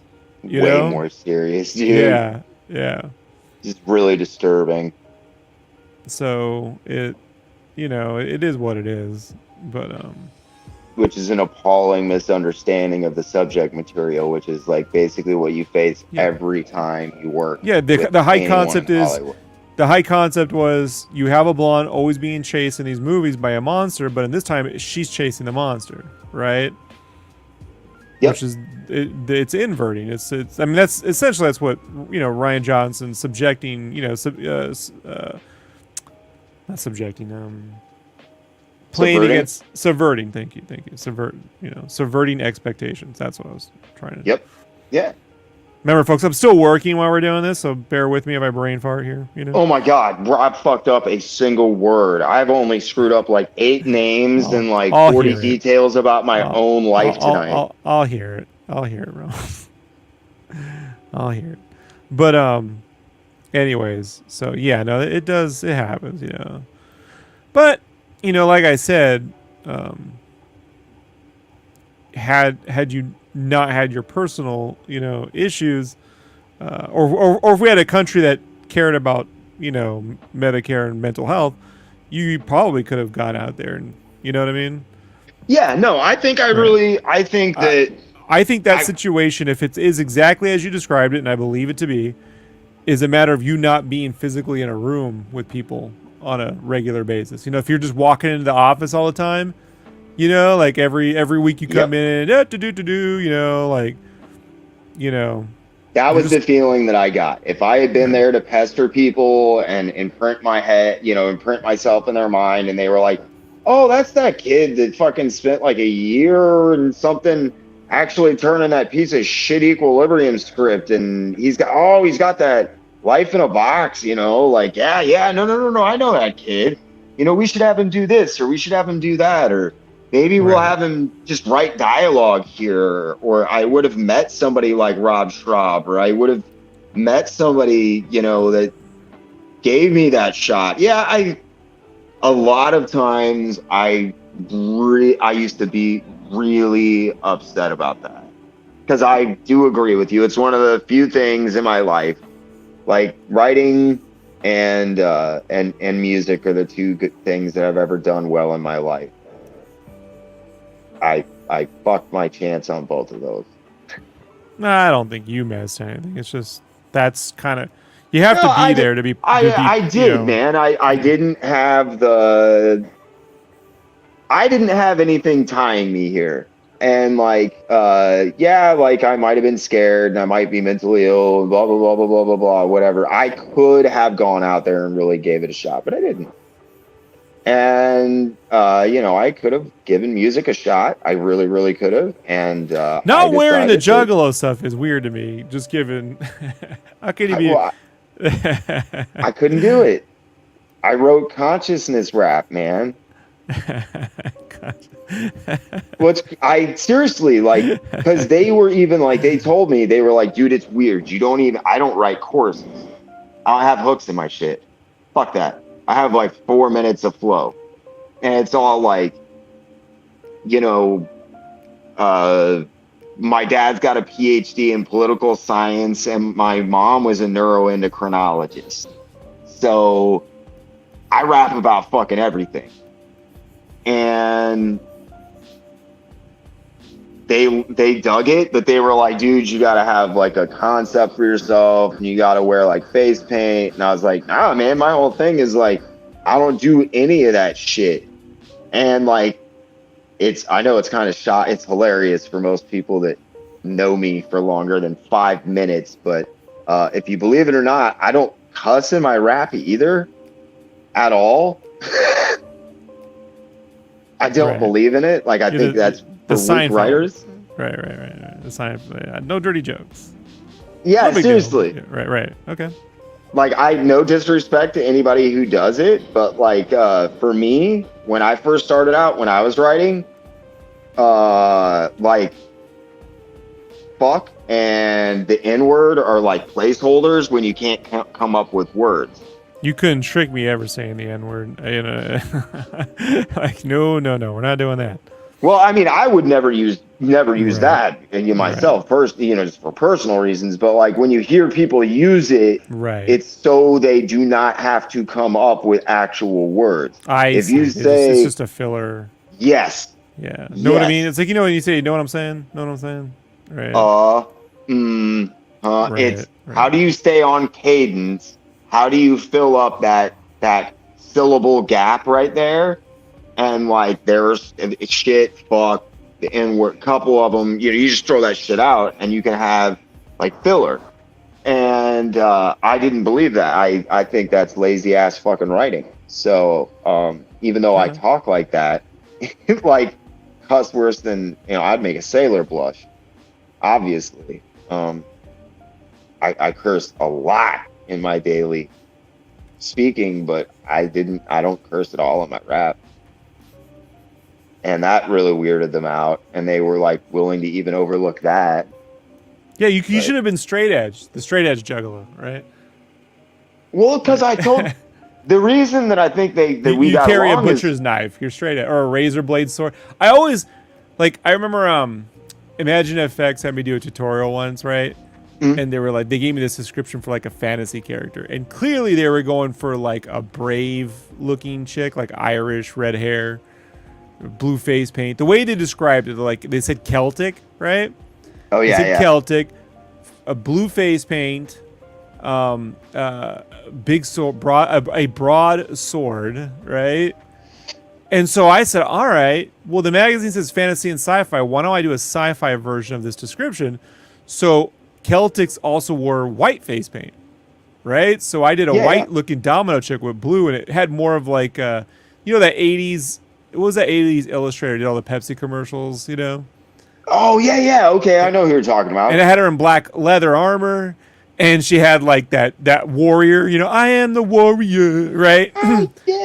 Patty Smythe. Yeah. Bang, bang, right? And her sword, I just made a razor blade. It's a big razor blade as a sword. And they were like, I got yelled at, dude, like through the email, What is this? I'm like, well, that's the description. And they're like, this, I'm like, no, I followed it. I just didn't do what you immediately expected. Like that, this is my angle was how to take and not turn in what everyone else is going to turn in when you get a description. This is how I get jobs. I know what the thing says, and if I'm working with you, you told me to make the thing, but if I'm pitching myself for a gig, I'm not going to do what 8 other fucking people are going to do. Exactly. I followed the rules, but I applied more knowledge and I just flipped it to the sci-fi instead of, it's on the magazine. This isn't what our audience expects or wants. And I'm like, well, I buy the magazine, and I'd want to read. When's the last time you bought a copy of Imagine It? So, yeah, I learned the hard way. But I always wanted to see like a giant razor blade sword. Was the whole point of that. You know, hey, we're not having that. No razor blade swords for you, Rob. Yeah, and so the next thing they gave me, they're like, we're gonna give you one more thing. They just printed it really small in the magazine, like 1 by 2 inches. You know, I was like, oh, okay. And so it wasn't that, but it was like a quarter page when it was supposed to be a full spread. You know, and so then they handed me another description, and she was like, it's this female knight on a horse, and she paint by numbers description: silver armor with gold leaf, you know, brown horse with yellow hair and brown eyes, and regular hooves. And it was like, I should have just said no, right? But I tried it, and what I turned out was so bad. It's the only piece of art I've deleted from my gallery. Even my hard drive, it's gone. You know, I hated it. They hated it. They didn't like what I did. And I didn't like what I did, you know.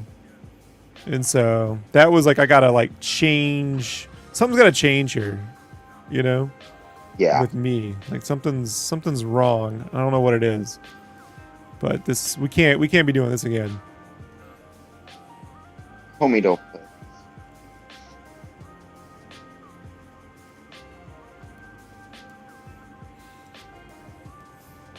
But I certainly didn't have like digital painting anywhere near down at that time. And that's when all that digital painting was coming in vogue. This is 2012, you know. Oh, yeah, that's like at the height of all that shit. And they wanted to see that, and I'm like, I don't really do any of that. So it didn't look good, you know. And I was like, you know. I was just an asshole and pissed everybody who gave me opportunities off. That was an artiste. I was Stephen Platt. Stephen Platt. Nobody tells me what to draw. Did you tell Mobius Shelby what to draw? tells Stephen Platt stories sometimes when I'm on his channel with him, right? So these are all like publicly available stories, you know. And he's like, yeah, I'd go into his office and he'd just be staring out the window, eating like ramen or Chinese food or something. And he's like, supposed to be working or something. Like he would just stare out there and look out the window, you know, like for hours. Yep. It's like, all right. Every time I ask old Wildstorm staffers like about Stephen Platt and like you know Extreme Studios. I said Extreme, my bad. You're totally right. I said Wildstorm. I'm sorry. Yeah. Thank you. And I'll ask about it. They'll like the one story that I've ever had repeated, and it ended up in a goddamn an article for somebody lately, and I don't even know who the heck it was, but they went into his office and he was like 4 months behind on profit, and they went into his office to just see, you know, what he was working on, because everybody loved looking at his pages, and sure. He had a splash page out that was for 2 issues after that, and they were like, you're like months behind on this issue. He's doing them out of order. And you're doing like 2 issues from this? What? And Stephen Platt was like, you wouldn't tell Mobius what to draw. I'm an artiste. And I was like, he was just looking to get fired. He's like, I can't quit, but I need you to fire me. Yeah, like I'm not doing the monthly grind. Right. Obviously. So weird to see him back doing fucking covers. Well, look, I follow him and I'm super supportive of the guy, but like, you know, the shame of it is he's essentially a David Finch, you know, style artist. Nuh-uh. I know. He looks like David Finch now? I know. I had not noticed that, Rob. I noticed that. I know. And it's just like you erased an identity to fix things, or I don't know, man. He probably go, well, it was too hard, it took too long, and I'm just like, All No, right, what man. happened? Like, then be real about it, and let's not lie, and just be honest and say you got so pissed off at Rob Liefeld calling you on your shit that you refused to draw like Rob Liefeld anymore, which was your style prior to that. Ish. I mean, it was it was a few things, but I It think was Shelby It said was supposed to be Rob Liefeld. I mean, according to Stephen Platt, he had never considered drawing. He saw a Rob Liefeld issue on the stands. He said to his buddy, he turned to his buddy next to him, and he said, I could draw like that. And within 8 months, he was working at Extreme. It was fair enough. initially, it was, or I said it at Extreme. I'm sorry, at Marvel. Initially, it was Rob. And there's other stuff at play there, yes, but it was very much initially Rob. And I wish that him and Rob could just act like adults for They're 15 20-year-old minutes. kids. What do you expect? No, now. I'm not Oh, talking now. about then. Oh, I now. mean now. Because I have Right. asked. Rob Liefeld won't even credit Shelby in the. I mean, you know what I mean? Like, what are we Yeah, gonna do? dude. And it pisses me off because Yeah. I've asked Rob about it. And of course, Steven won't even respond, but Rob, oh, nobody cares. Nobody cares. Yeah, that's why everybody fucking asks about it. Nobody fucking cares. Whatever. And Well, I think with Stephen Platt stuff, it was the first time I felt I had seen someone translate heavy metal into an actual comic book art style.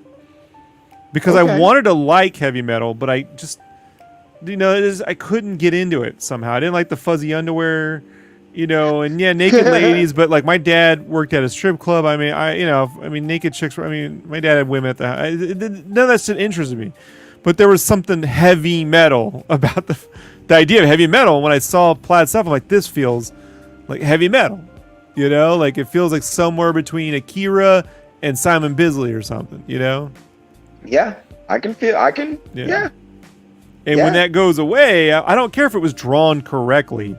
Like it gives a shit, dude. Like that vibe when he like Shelby said that he got into who was the artist on Team 7? I always forget that dude's name. It was the guy who did Team 7. Anyway, that guy. He was like mimicking his art style like that to be cleaner like that guy. And it's just so weird because like no one gave a shit about that dude. I mean, no offense to that guy, but I'm just saying like that guy wasn't getting all the Wizard coverage and you know what I mean? Wasn't blowing up Moon Knight. Like 10 grand a fucking issue and blowing the fuck up on or it. 50 grand an issue according to Rob Liefeld. Like, oh yeah. I mean, later on for sure. Right. That shit got crazy. That's why I can't even imagine like walking into somebody's office and they're working on bullshit from 2 months ahead when they're 4 months behind. Like, oh, that's a cry for help. You have to be a life coach at that point. Go, okay, what can we do? Do we just want to do 100 pages a year? Because if so, here's what you'll get for that. Let's just call it what it is. Yeah, and I'm still kind of pissed off that like Rob and him won't address anything, not necessarily for like the sake of like I want to know all the back drama. I mean, I do because like fuck you, I'm a historian, but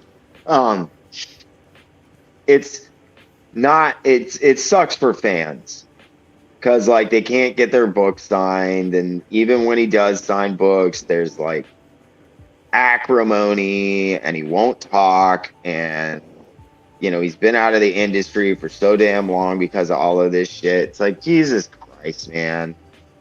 Can't we put all of this behind us and finally put out the ending to damn it, what was his series? Soul Saga. Soul but that's Saga. what you're doing him and Top Cow. That's nothing to do with Extreme. But it's all tied to that beef and him leaving. I see. If I understand, because I don't want to speak for anybody. With Platt, info is legit, just so sketchy and hard to come by. I cannot say that for certain. Most stuff I am dead certain about that I talk about. Everything I hear about him is like short little stories from guys that used to work with him and funny anecdotes and stuff and hearsay. That's it. Because he won't talk. So. Right. And neither will Rob. So I don't know. But I know that there was enough like nasty acrimony that was going on at that point that from what I understand played pretty heavily into his decision to completely sever ties with Image to the point where he won't publish it here in the US. Which is weird. Especially considering now that he's done the Walking Dead coverage. So I know. Regardless, that art style is gone. I don't think you can pick that back up at this point. Well, he killed it purposefully. Yeah. I just don't know if you can like.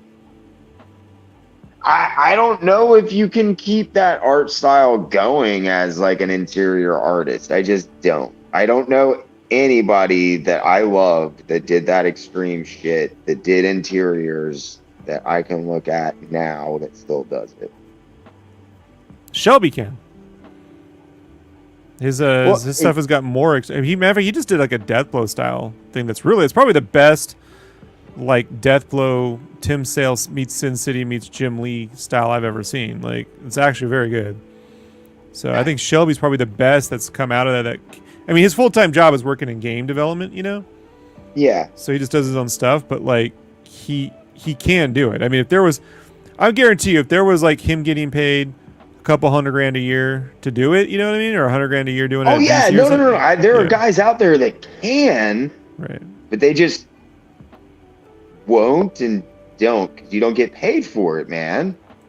I mean, like it's this industry doesn't support. Everyone goes, but it doesn't look. You know, they kept catering to the older people. That's kind of what happened. Like, I always my grand theory on this is Wildcats comes out and everyone wants to be Travis Charest. And Steve McNiven finds a way to be Travis Charest on a monthly basis with Civil War, right? And then everything becomes that, and then eventually becomes Finch. And these are all like these are doable monthly versions of the Image comic stuff, right? Yeah. What they were doing was not sustainable monthly, but I would say The Dark Knight Returns wouldn't have been sustainable as a monthly comic. Fuck no. No. So fuck monthly comics. You know what I mean? Put the people who can And I'm not saying this for me because I myself don't do monthly comics. I'm just saying that doesn't mean shit to me. You know what I mean? Like Mazzucchelli wasn't doing Batman Year One monthly. You know? Fuck no, dude. He couldn't have kept that up. Toth couldn't do monthly, but so even in lifetime sales or in influence and the return on adaptation into movie. It's not the monthly comics that are getting the real money. If you know what I mean. I believe it's these one-shot specials that really, you know. Well, that's what we remember. Right. That's what you remember. You will remember because like, and I hate telling people this because I know it's horrible to hear as an artist, but like, God, I wish you used to draw like you used to, and everybody gets really upset at that, and I'm like.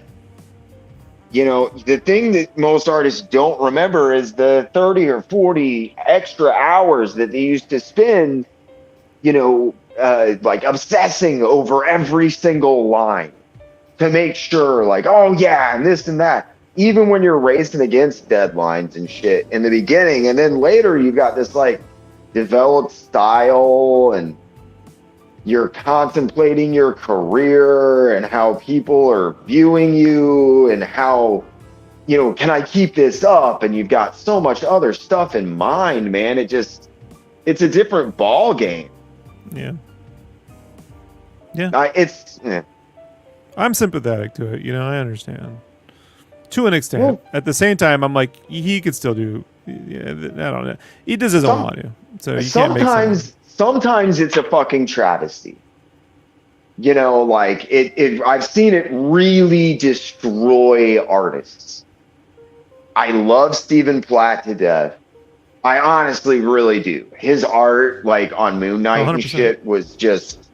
And the first few issues of up to I'd say the first issue of up to Prophet Volume 2 Issue 1, to me is like It's like it peaks, and then after that, he becomes this Kind of a Mobius kind of. parody. You know what I mean? It's very Yeah. clean, and it's just like, all right, like. Yeah, I was gonna say, was it only issue 1 of the second volume of Pro? Oh yeah, yes, Yeah, he yes, did yes, others, yes. but they didn't look No, like no, no, no, that. no. I know, no, Yeah. no, no, no. I know exactly what you're talking about because it was that one where he did the San Diego cover. Yes, you're right. Yeah, and I he's would fighting totally the big Mazamune Yep, Shiro robot, and he's yep, got the big yep. sword, and he still And had that that was grit. Yep, You but know. that was right around the time that he did Blood and Guts and that kind of stuff for Marvel and shit. Not long after that, and that was when stuff was slipping. Yep, yeah, Yeah. So. yeah. I love his looking at those 8 pages of unreleased Marvel Comics Present stuff is just holy shit. Yeah. That's where I go. I don't care about real. No one. See, here's the thing. If you were able to have taken that style and just done big canvas versions like Ashley Wood, he could have been, you know what I mean, and like gotten to a gallery or something. He probably could have moved that stuff, I think honestly he still could. Right. I am entirely convinced that if he would draw like that now, he could make more money probably as a professional fine artist like that than he could even doing his like game and video design stuff that he does. So, I mean, he's got a very polarizing fan base, but holy shit. Every fine artist does. I mean, David Cho's a polarizing fan base, But I just look at Stephen Platt. I'm like, I see he could operate in that Ashley Wood area, Absolutely. And he really should have been pushed as more of a fine artist. I'm always conflicted about Platt. I think he always would have gone Supernova. I don't know if he was built, but I think if they'd have pushed him more towards we're eliminating human behavior from this conversation. yeah, you know what I'm saying? But if they had pushed him more towards those one shots and stuff, yeah, Shelby I or someone really, else will come back. I mean, Rob, you don't understand. No, I get it. I'm as we're just speaking as fans, like not as real, life coaches. not as somebody who had to work with the guy. Right. You know what I mean? Like the guy, because I can't think about the person. I don't know Stephen Platt. Like I'm a guy who obsesses over everything.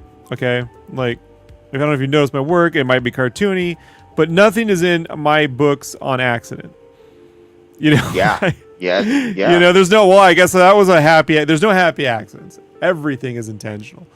So I'm but I think one of the ways I've been able to keep myself, people like I've worked with like me, is I know when to shut up. You know what I mean? And like give them what they want, but then I go and do my thing too. And then if I'm gonna rage, or I call it grumble fuck, I'm gonna do that on my own. You know what I mean? But I don't, and look, every now and then, no, I myself, like I was telling Steven the other day, I mean, like on IDW when they wanted changes to covers on the First Strike stuff I did, I gave them a plan and then they changed it. And then I was like, they were like, well, we want the last cover. They were like, needs to be a battle scene with Cybertron and all this stuff. And so I drew too many things on purpose. It's an unreadable cover. You've showed it to me before. Yeah, it's unfucking. You can't. It's And I'm like, all right, you want everything, you got it. Like this is exactly what you asked for, dipshit. Careful what you ask for. So I do understand that, but I mean, from what I heard from the limited times that dude spoke, he just didn't want to be stuck in his room drawing all the time. And I mean, we all know, we had a conversation about someone, I don't want to say who, but we've had a conversation about people in the past who may have suffered from that too. And I am sympathetic to that, like. I get it, but like, honestly, he wasn't built for monthly grind. I get that. Like, I don't think Rob ever should have put that dude on a monthly. Rob That's wasn't what I was- doing monthly books at the time. that's what. exactly what I was getting ready to say. Right. Right. Yep. I don't understand. None of those guys were doing really monthly books. You know.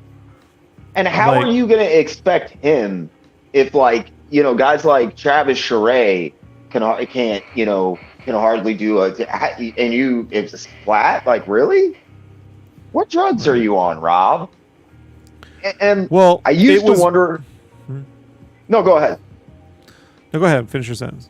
Well, I was going to say, I used to wonder about his thought process about that, a lot of that stuff. Like, how did you, logistically, Rob, how the fuck did you expect that out of people? You know, like, what planet were you on? And when I was talking to Jim Valentino, he was like, dude, Rob was a fucking kid. And I don't mean like just young. I mean, he was a kid in every sense of the word.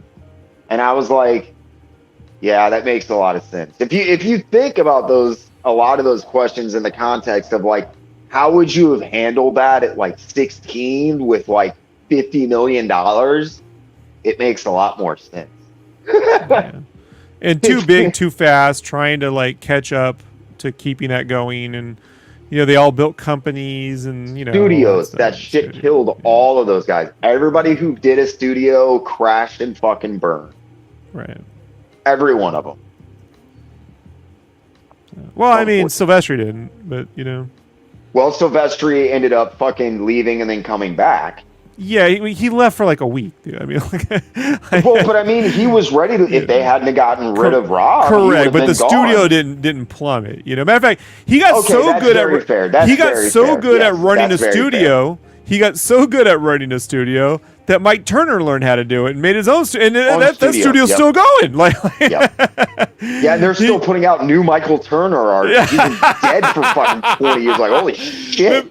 Remember like 7 years ago when they put out that brand new piece and I was like, he's dead. How does this happen? I get it. Like we're in a Tupac like situation here. It's so creepy. Every time it's weird, right? Steigerwald puts out a new piece, I'm like, I love seeing new Mike stuff, but man, this is creepy. I remember watching this guy propped up dying of cancer, guys.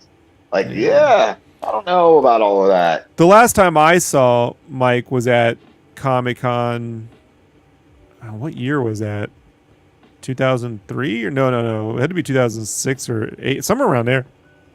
But he had just got it done with his first round of surgery because he's had the crutches with him, you know. It was right when he first started the DC stuff for certain. Oh, okay, yeah. Whenever that was. So that'd been like 06, around there, like 05, 06. Because I was there with my art director, so I was definitely doing stuff for T-shirts at the time, you know. And I think that might have been the year I pitched my book to Jim Valentino, you know, when he was running Image. Oh yeah, okay. Yeah, the last time I saw him was I think 4 months before he died, and they came out and told everybody in line, you know, that Mike probably wasn't gonna really be doing much signing. And I think he was like 2 hours late. Dude, he looked like, you know, corpse. If I was to pitch an autobiography right now, dude, you know, it would probably be the Mike Turner story. You know, and you know who I'd get? I'd get that kid from Stranger Things that plays Steve Harrington. Oh my God! Right? Yes. Yeah.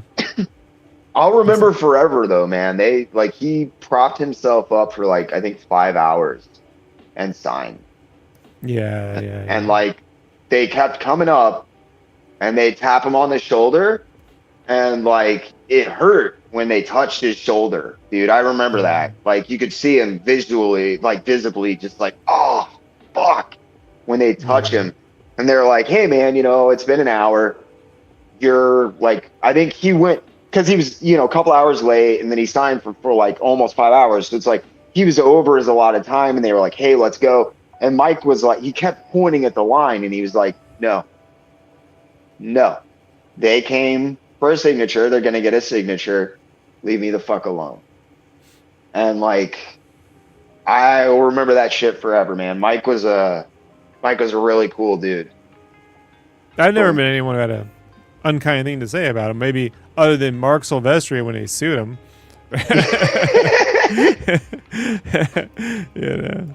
Yep, he's one of the few guys that I don't have any like nasty horror stories, and I even saw him in a show, you know, and like that's a really cool memory to have of a guy being like, nope, those are my fans. This is what I want to do with the last of my energy. Right. You know? It's cool when you hear about guys like that. Not that he died, but you know, guys, you know, it like when Perez did his last signing, you know, just to make sure everybody got a chance. Like, I want everybody who wants one to have a sig.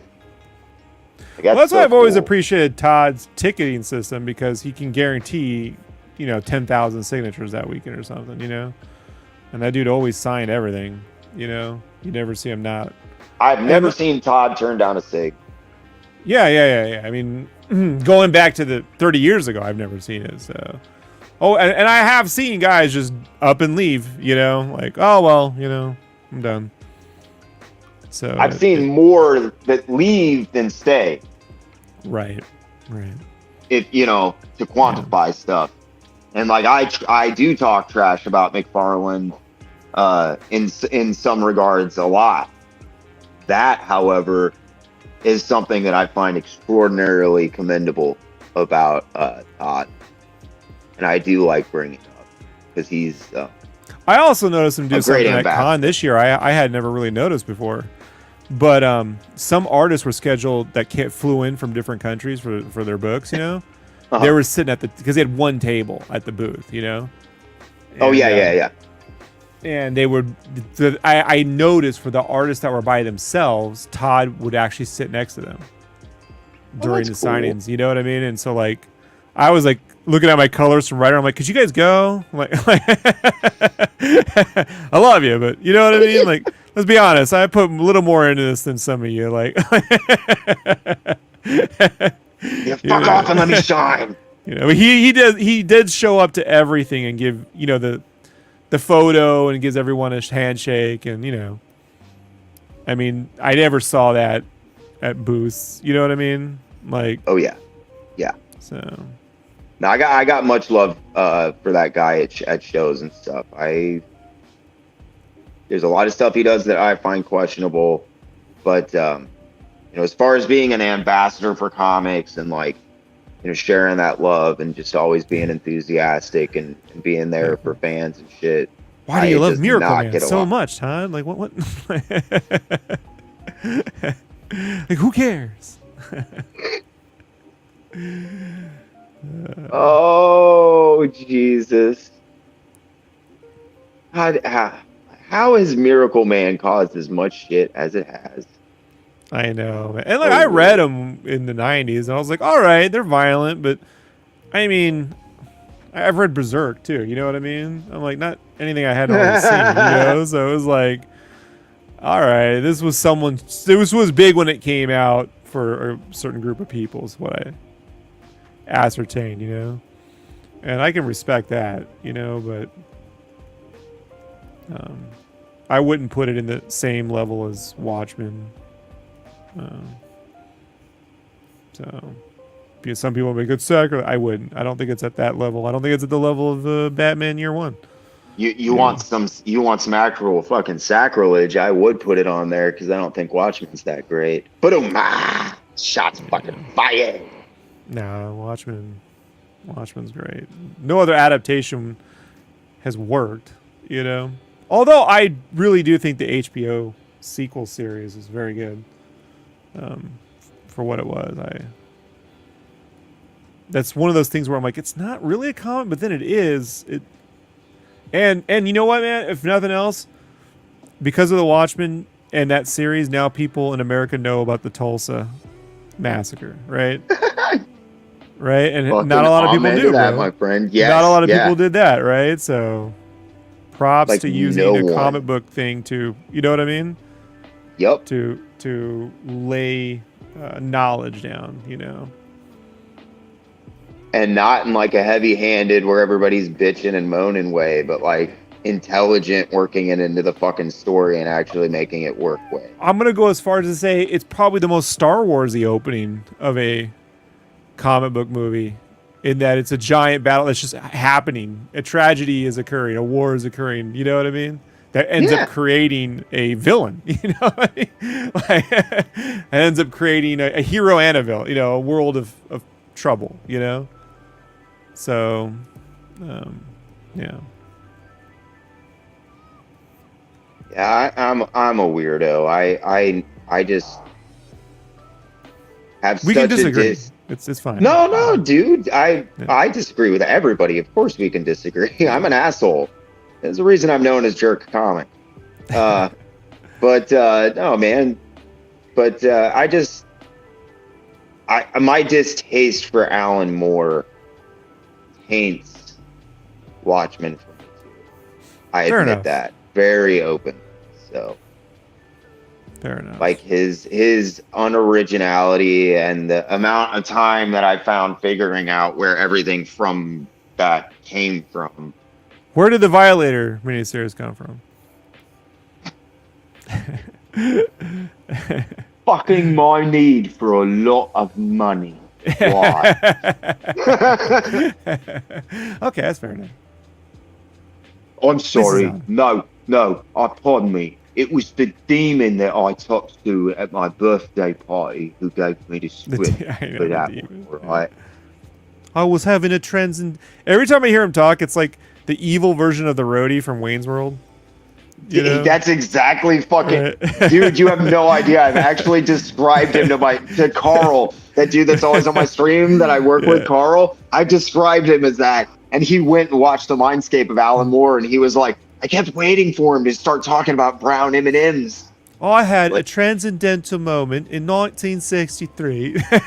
You know, you're just like, Alan, I decided at my birthday party that I was going to become a magician, but if I was going to do that, I wasn't sure how I was going to make it a reality. What? Hey, you know what? Kids don't talk like that anymore. Alan Moore. The more I learn about that guy, the more I just want to kick him square in the nuts.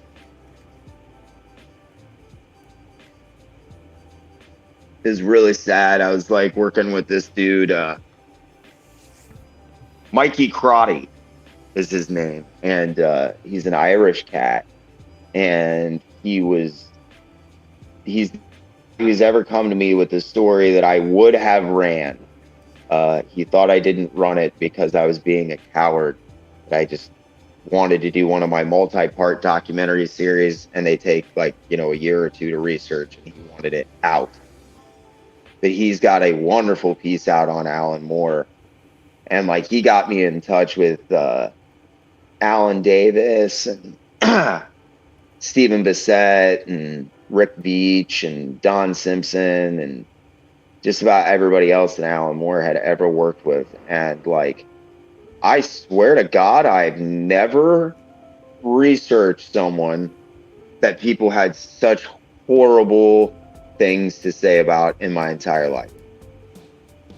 Not even Stan Lee. Holy shit. No one had a single nice thing to say about Alan Moore. Poor Alan. Motherfucker, dude. And every time they'd tell me one of these stories, it would just... the gall of that man. Amazing. Living the dream. Yeah, well, he fucking is. He does whatever the fuck he wants, whenever the fuck he wants to do it, however the fuck he wants. And he can take all these pot shots at everybody about being unoriginal and not coming up with fucking characters and this and that. What characters are you so well known for? Top 10. Yeah, dude, I remember Tom Strong every day. Oh wait, I forgot. Even he's an amalgamate of a bunch of other fucking bullshit. It's like, dude, your claim to fame is writing like porn that has fucking like Alice in Wonderland characters in Man, it. I like his Spawn Wildcats. You can hate it all you want. Yeah, man. I mean, like, it's fine, Scott but Clark like, drew the shit out of that. nah, dude, no, he.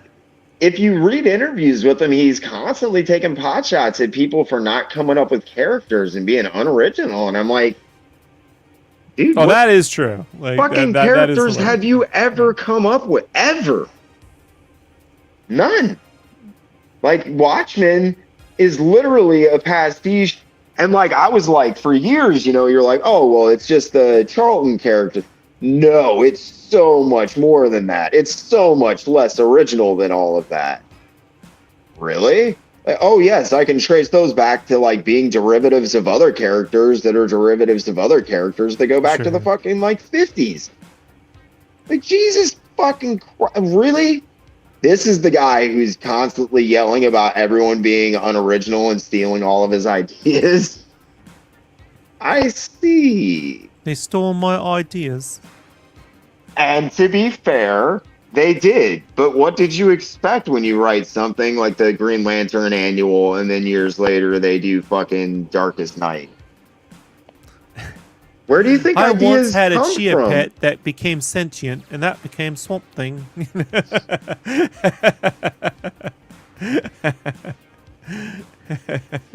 No, I'm sorry, Rob. That was the Floronic Man. You're wrong. Floronic.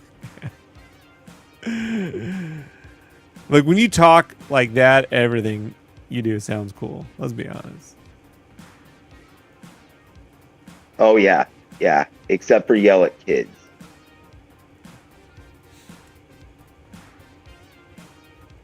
That was when I tapped out on it. For what?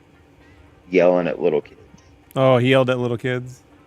Like, so Alan Moore's that it can, like, he did like a half a dozen US fucking convention appearances, and like Alan Moore's at a convention and a little kid standing there, and Neil Gaiman was like at the table across from him, and Alan, and like Neil Gaiman's like looking at Alan and he's like, Alan, do you really think that's going to make him read better comics? And Alan Moore is just towering over this like maybe 12-year-old kid, and he's like, I bet the only comics you read are everybody's running around in spandex and blah blah blah. You should read real comics and blah blah. And I was like, dude, didn't he write Real Acroman? Like, isn't that do wear spandex? Yeah, well, his big claim to fame right around that time was the Green Lantern fucking annual, but right. Yeah, Well, some hey, people Alan resent Moore their can, fame. Some people resent their fame. You've seen it, Yeah, dude, Alan Moore just loves to dump. I mean, Scorsese hates superhero movies, but it's like the gangster films were superhero films back in the day. It's like yeah. To be fair, like I don't think everybody understands the full context because Scorsese doesn't. I've never even really heard him like bring it up in interviews or anything, and I don't know if it's out of respect or he just doesn't want to like give the movie shine, but like that he really like I think took Joker pretty kind of seriously. But he executive produced it. Yeah, but if you're producing them, you can't be mad at the movie you're producing. Yes, you can. Yes, you can. Yeah, if you're a psycho, Exactly. I used to on the Star Wars show. I had a cartoon Lucas I called Giorgio come on, and I just be like, well, it's because he took Marsha all the fucking time,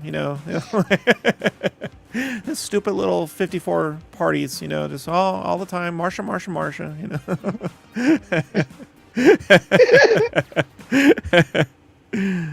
Yeah. Well. That seemed to be the turning point for Scorsese. After that, there was like nothing. They were dead.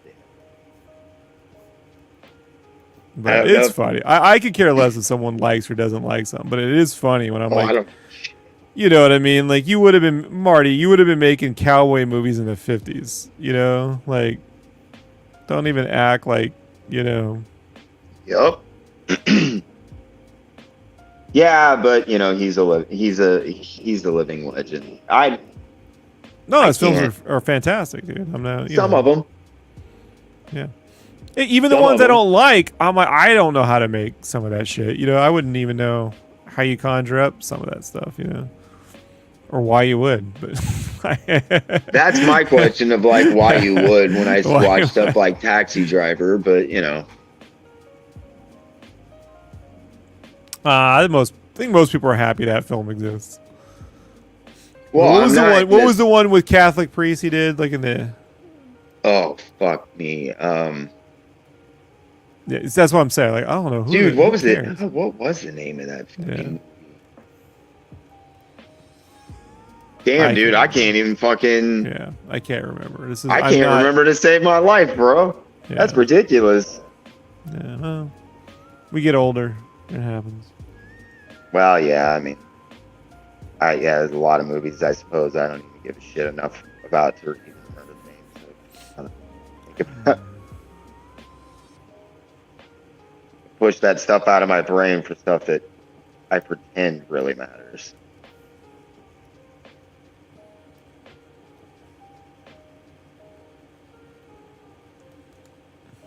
Like all those issues of Spider-Man I need to remember.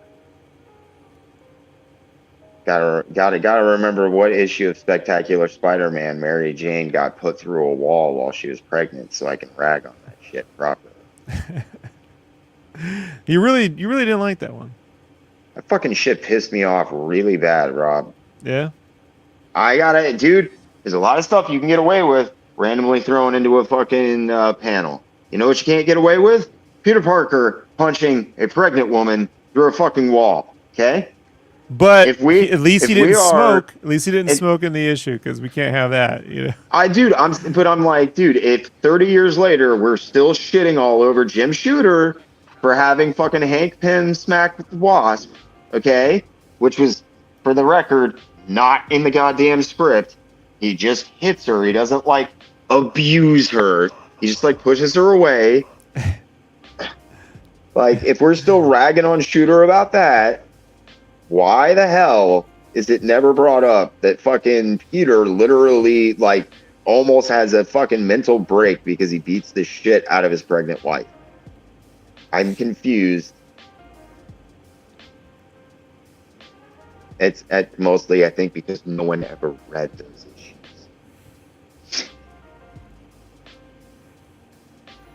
I haven't read a Spider-Man. I bought Spider Rain from Carrie Andrews, and so I like his work. So I'm buying them all, and I'll read them when they're all together. You know. But Yeah, man, I saw some really snippy shit about that book online.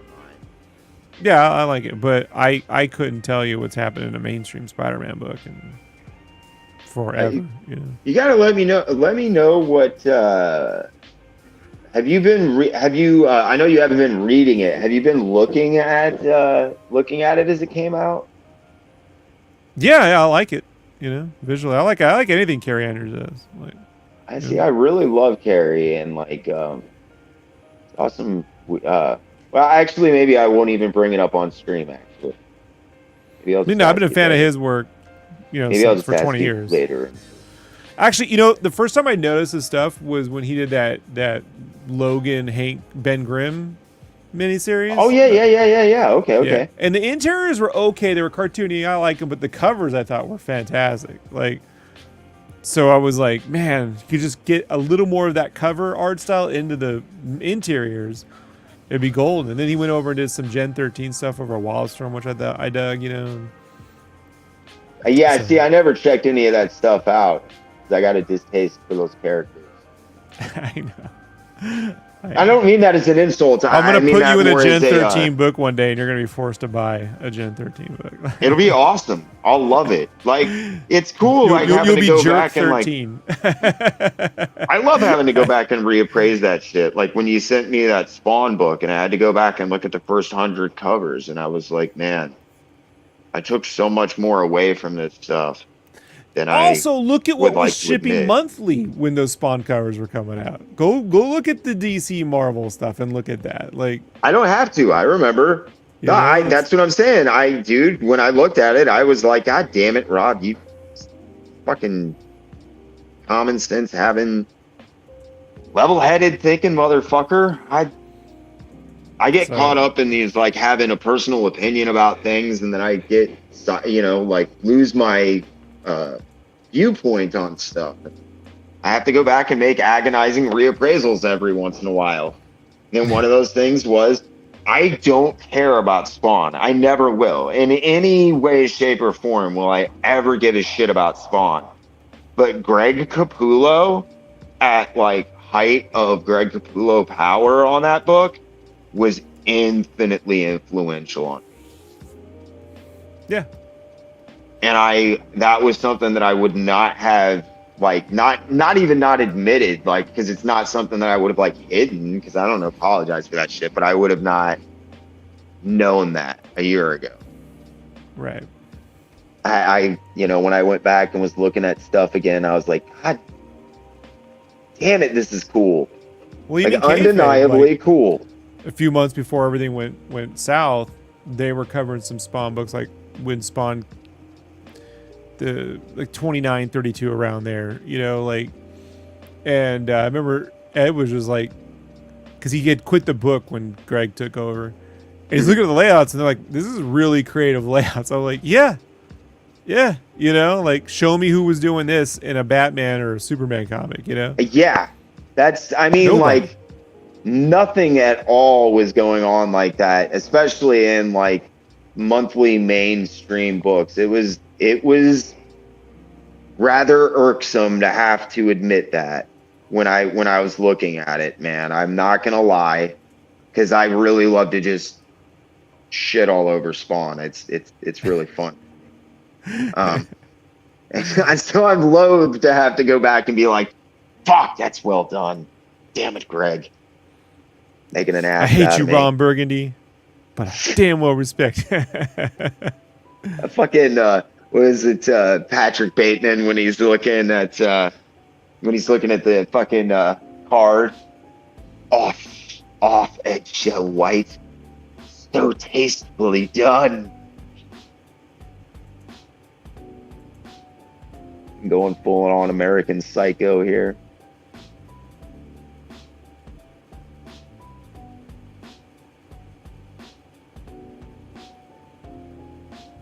Been forever since I watched that. I just went back and rewatched that. Reading the audio book again. Oh, nice. Yeah, I fucking huge fan of that and Less Than Zero and Glitterati. I don't know if you've ever read any of that series. Never read the books, no. Just check it. I don't know if you enjoy that kind of subject matter, but check them out. Cool. Will do. Yeah.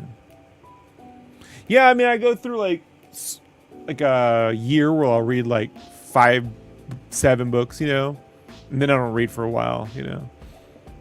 So I'll listen to audiobooks, you know. I was gonna say I'll send you audiobooks of them if you want, man. Yeah, send me the audiobooks for certain. I'll listen to those for certain. Okay, cool. Yeah, I have to have everything audio because of my learning disabilities. I slow things down because I speed read too fast is the problem. I don't like it, you know. Jesus. No, Except I would have no idea. I'm one of those guys. And at the end. Yeah. So like I slow things, but Tarantino put out, you know, his he put out Once Upon a Time and then his Cinema Paradiso or whatever. Oh yeah. And I tried listening to the audio now, but it's like it's just it's such his voice that if he's not doing the whole thing, there's no point.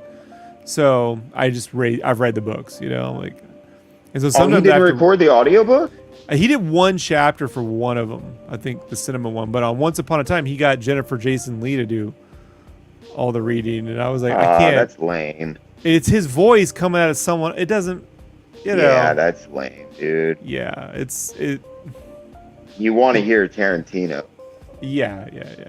So, and I get it. Probably it's a tedious pain in the ass thing to do that kind of reading, but them's the breaks, guaranteed. kid. You know, them's the breaks. So Hey man, fuck you. If Hunter S. Thompson can do it, you can pull it off, all right? Because Hunter did 2 of his books, so.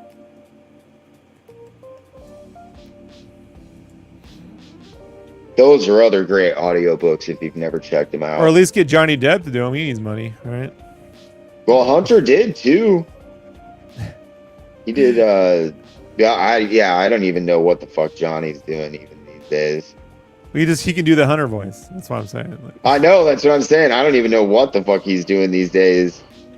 Like ever since Disney disowned him, I haven't heard. He'll end up back in a Pirates movie, 100%. You think so? Yeah, 100%. When it happens, you go, Rob. Goddamn, I'm telling you, I know how that town works. Bruckheimer needs a win. They will not reboot. They will get him, and that'll be that. So I shut down so much during that shit. I literally couldn't. It made me physically. I stay out of ill. people's divorces, man. I went through several of my parents' divorces, and I'm like, I got no interest in this story. You know, yeah, one way or the other. If he broke a law, file charges. Otherwise, I'm not interested. You know.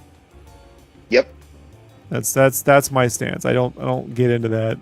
So even to the detriment of my own family members when they get into divorces, like, you want to pick a side? I'm like, did someone break a law? Well, no, then I'm glad you're not together. Be happy. But I'm not picking sides. You know what I mean? Like, yep. Like, I love you both. We'll all get together separately. We don't have to hang out together. But don't make me pick sides because I just don't care. And if I ever go through a divorce, which I pray to God I don't, but if it happens, I won't be dragging everyone into my business either. You know? That's my thing, man. Is like, I wouldn't want people in my whatever. Yeah, well, people just love drama, dude. Like they love to. Look, I mean, dude. They just want. Yes, I do. You know. And because it's a tightrope walk for me, Rob, on the channel a lot of times. Very admittedly. On Uncle Jerk. On Jerk Comics. On Jerk Comics. Yeah. I mean, how so? Like, because you're doing pre-made videos. Well, no, not getting into that, like, playing into that mentality of, like, being, like, negative. And, like, because it was, like, a lot of people, that are big Liefeld supporters got really upset when I put out that Deathmate video. And I was like, look, guys, the reason that video is so long, because that's supposed to be a 30-minute video. The reason it's so long is because I went in to exculpate him, not to crucify him. And it just didn't turn out like that. And I feel like a lot of times I'm like harping on this negative shit and like reiterating these really ugly stories. And I don't know, man. I don't know how ugly it is. So a book didn't ship for 2 years. So fucking what? I mean, at the end of the day, like, what happened? Well, okay, it definitely killed the pre-order system with retailers, right? They bit the fucking bullet, you know? So that I get when they go, who the fucking retailers die, right? Okay, but to be fair, the retailers knew Rob Liefeld's track record at that fucking point too. So I just figure you're gambling on the stock market at that point for some of this shit. And working at a shop at that point, you are 100% correct. Continue. Right. I didn't spend my time in a comic book shop talking to people shopping there. I spent my time talking to the owners, and it was never about what's happening in a comic book. It was about the business, you know? Yep. I was always interested in that. And everybody I've ever talked to, they've all knew, but they were just, they're trying to fucking, make their monthly nut or whatever, and that shit got dragged out and people fucking bit the bullet. But they bit the bullet on many things at that time, not just that, like, how about all the wave of Image Comics, the second wave of Image Comics that came and went, and they all dropped in 1 month. Shaman's Tears and all this shit, like, a lot of guys bought it. Remember how much people went in on Turok the Dinosaur Hunter? Yeah, fucking Valiant. Right, like, so it's just like, it was a million things going wrong. With that one, it was just like, they needlessly tied an albatross around their head. You know what I mean? And Yeah, but the all of the them. thing, I spent like an hour trying to like really, be like, but it wasn't Rob's fault, but it wasn't, and then it turns out that Most like likely it was. Yeah, it was. Yeah. Rob just didn't turn the pages in because he didn't want to turn the original art over so he could keep it so he could sell it. And that is so extraordinarily petty. Like, Right. oh my God. Yeah. You literally are aware that you are at least in part responsible for people losing their shops and you won't turn the art in. Oh, 100%. Wow. You know. That says something really ugly about someone. But to be fair, the karma got him. He lost Youngblood, right? So yeah, goddamn Skippy. So karma does get to us. He fucking got kicked out of Image. Right. I mean, he's back now, but like, shit, dude. He got kicked out of the goddamn company he started. Yeah. Shit, dude. You and Jim Shooter, like, or not you, but, as in Rob, like, Rob and Jim Shooter are hanging out in a pretty exclusive club over there. That shit don't happen often. Right. Well. Karma definitely gave him a swift kick.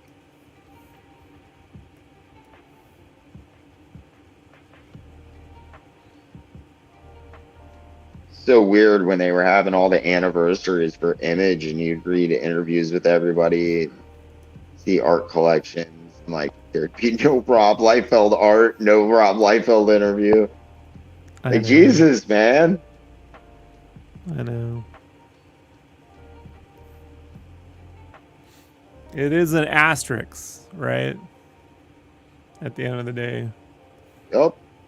Needlessly so, but it is one nonetheless. Definitely fucking. And look, at the time, I wasn't an apologist. I was even more ruthless then than I would be now. I'm pretty. I just go, man, these were kids running shit that had no business running shit, Like, there you go. At the end of the day, that's what we're talking about, That's exactly it. But that's and like I do try to make that point in my videos, but it can come off very negatively about people, and I don't like to be a person that. The only person qualified at that point to run a business was Valentina, probably, and even and Todd he was the one guy nobody gave a shit about. No, yes, right. But he understood how to get books to stores. He understood how to make comics too. He was the one guy that understood every part of the creation and printing process and staying on time and how to manage finances and I mean Jim was, and literally I mean he was quite literally only allowed to stay as an experiment. Because Todd, it seems Larson has been pretty good at running his business, though. I mean, I don't know. Oh, Larson's also a fucking wonder kid. Yeah, but he knew again, like Jim, to start slow. He was also old. He was 30 when that too, right? So he was. Yes. Yeah. Right. Yeah. And he had a lot more years under his belt professionally, just like Jim. Right. And he'd worked also in self-publishing. Just like Jim. Right. No, absolutely. That's why he started off with a mini-series, then followed that up with the ongoing after he had whatever it was, I think 3 issues or 5 issues completed or whatever. You know what I mean? He did not come out of the gate even with the ongoing. Both him and Jim, both with Shadowhawk, decided to do the miniseries.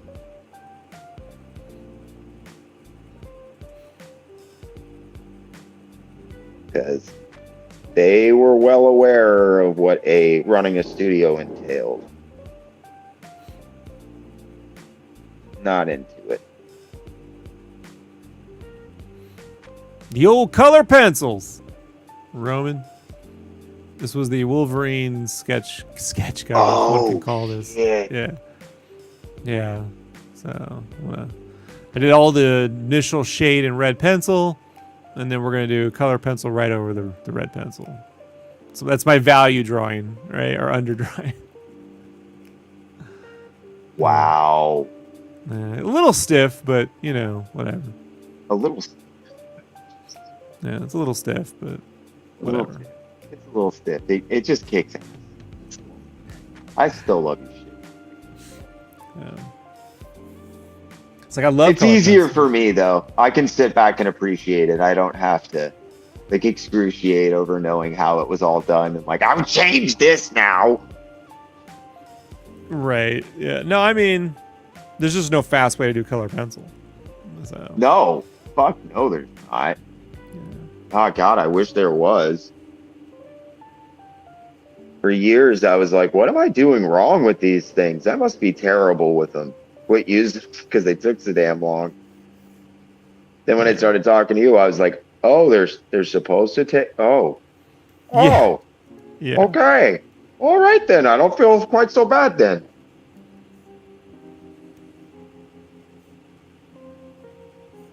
Not that I even begin to approximate what you can accomplish with colored pencils. My brain still hurts sometimes looking at your shit. Oh, you're too kind. Credit where credit's due, sir. Too kind.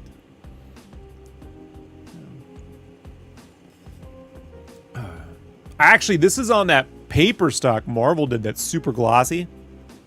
Dude, I don't know how the hell you draw on any of those covers. So. The color pencil works great on it for me. I love it. I tried to find stock that's like it. Yeah, I can't get... The closest I can get is when I get the plate, 4-ply plate Strathmore. Oh, okay. Okay. It's the closest. Yeah, I want a real slick surface that picks up the pencil with almost no texture.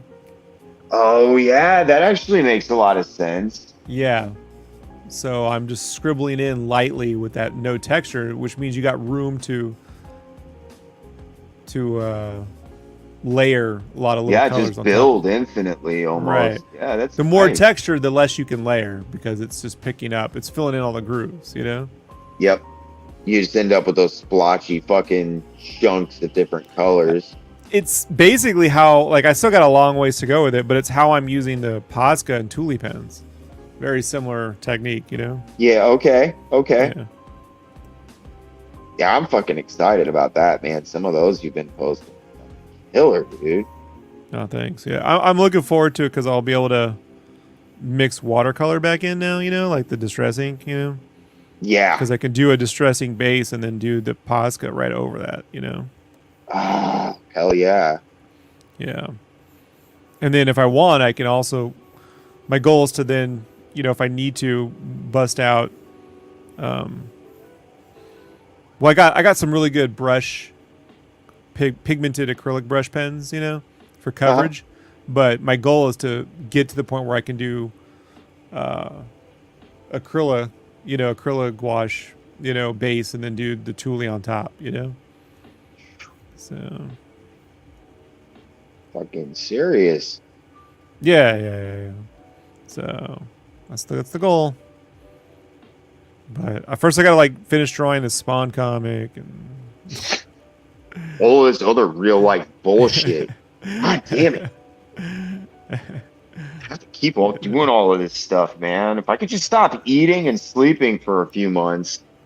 I know, and if I could have one mutant power, it'd just be that Zach timeout from Saved by the Bell. I would just time out, and then I would sit here for 2 years drawing the best comic, and then I'd untime out and be like, I got that shit done in a month, you know? Marvel is like, here's $100,000 a fucking month to draw a Spider-Man comic. Right. And you get to be like, suck my dick. I'm going to go do what I want. Timeout. Long as you don't age in the timeout, you're all good. That's what I was just getting ready to ask. Yeah, like, do you not age, though? Yeah, do you age in the timeout? Haven't figured that one out yet. The 12-year-old, that's what I think about when I'm on my walks and shit. It's never anything useful, you know? That would be a waste of computational brain power while on a walk. No, it's actually the kind of good. You know, I think if you think too much about your own work, at some point, my work needs to go in the back of my head, and so it That's gets what I solved. mean. Yeah, it's a Yeah, waste. I do not do well if I dwell and like sit and overthink shit when I'm like, yeah. No, right. I was just listening to oh man, who was it? I think it was Ethan Hawke where he was like, and it was Ethan Hawke and Quentin Tarantino together, and they were both talking about like the benefits of writing with a dictaphone, actually. You know, like Oh, just just speaking into right. yeah, you know, and then like going Yeah, I back and you believe in can it. work from there. That's like, oh yeah, I believe cool. in vomiting out your first draft verbally, and Yeah, then I taking the have to. slow and methodical process of transcribing as your second draft. You know. I can't do transcription because of my learning disabilities. It literally will Oh, take me months. So I have to use what like Dragon. But Dragon? Yeah, yeah, I have Dragon, yeah, but I can't. I just manually do it. I'm like, this will be easier. But in your position, I totally get it. You know. yeah. I wish I could because I used to try to do that, and that was one of the things. That was one of the things that took me so fucking long working on those scripts. Mm, You know, like going all the way back to the beginning. Like that was one of the things that did upset me. Is like it's you know, like it takes me a lot longer to do things because of my learning disabilities. Like I'm not sure. stupid, but like No, I no, might no. as well be fucking Forrest Gump when it comes to like writing and transcription and stuff, which is ironic considering I love to write and I'm fairly good at telling stories, but I'm so Right. abysmal at actually writing and No, reading. the And trick isn't doing things fast. It's just doing the work. You know, most people quit. Most people well, just yeah, never do the work. You know. yeah, fair enough. That's the one thing I've always been good at. I'll My be my that my. sick fucker. I have very few artistic superpowers, but one of the few ones I have is I can work on things even if I hate it, and put out my best effort. I just call it grumble fucking. I'm just gonna grumble fuck whole fucking way and hate draw this fucking thing. You know.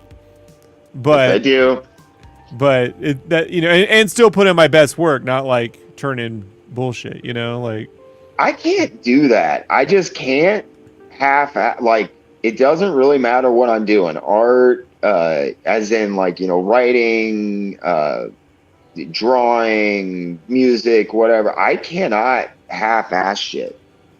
There's some part of me that will instinctively at one level or another at some point be like, nope, we can't fucking do this. That's bullshit. Let's do it right. right. I feel you on Yeah, that, man. yeah, Like I can't just, do it. I've never understood that. My favorite is when they go, "Oh, Rob, if you just did less, you could get more done." And I'm like, that really worked out for all the people running the con. They always did less, right? Like, I mean, they always did more. Like the guys running everything never. I mean, they had like maybe a couple years where they were super productive, and then everything was not super productive. You know, like you got to put out your best work, and if that takes you a certain amount of time, then you got to survive. You got to find a way to survive the process, the culling.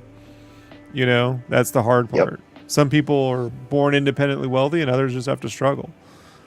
But if you can get through it, then you know that's unfortunately the fire. You know, that's the tribulation. That's the trick. I'm into that. Yeah, but I only have the want to go through it if I'm doing the thing I want to do. I have no interest in going through it. Also trying to, you know, we're going to play by the industry rules. You know, what rules? You know, this is how you do it. No, I don't agree to that. You know, that's how you Wait, do it. show me the rule book. Well, that's what I used to like when I did Game Fan, and I'm laying out. I don't know. You never saw this stuff. These magazines. So we relaunched Game Fan was a magazine in the '90s, right? And the I guy who remember created game. that, yeah, I saw more game magazines than played games. I loved the art. So go ahead. Yeah. so the guy who started that whole venture was a guy named Dave Halverson, and he ended up Oh, selling that company to a company called Metropolis, right? That's what you did, right? You make a company, you sell it, right? Yeah. And they ran it into the ground, so he left, started another company called Gamers Republic, that failed, and then started another company around 2000 called Play Magazine. It was Fusion Publishing. And that lasted, and that's where I got a job at Play Magazine. And then when the recession hit and the adpocalypse happened in print magazine, it was a combination of the recession, the iPad, the 1-2 punch, all the advertising, and then everything went away overnight. Dave was like, I want to relaunch Game Fan. I'm like, all right. He's like, but I want to do it Rolling Stone size.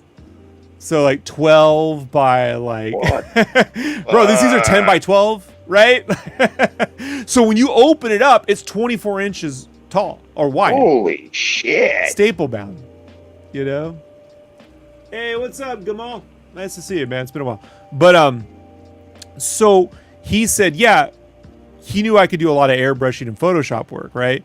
He's like, what if I gave you, because Play was very minimalistically laid out. Monthly magazine, one color. They kind of helped define that whole minimalistic look, And so they won a lot of awards for it. But he's like, yeah, all those people are gone. We don't have money.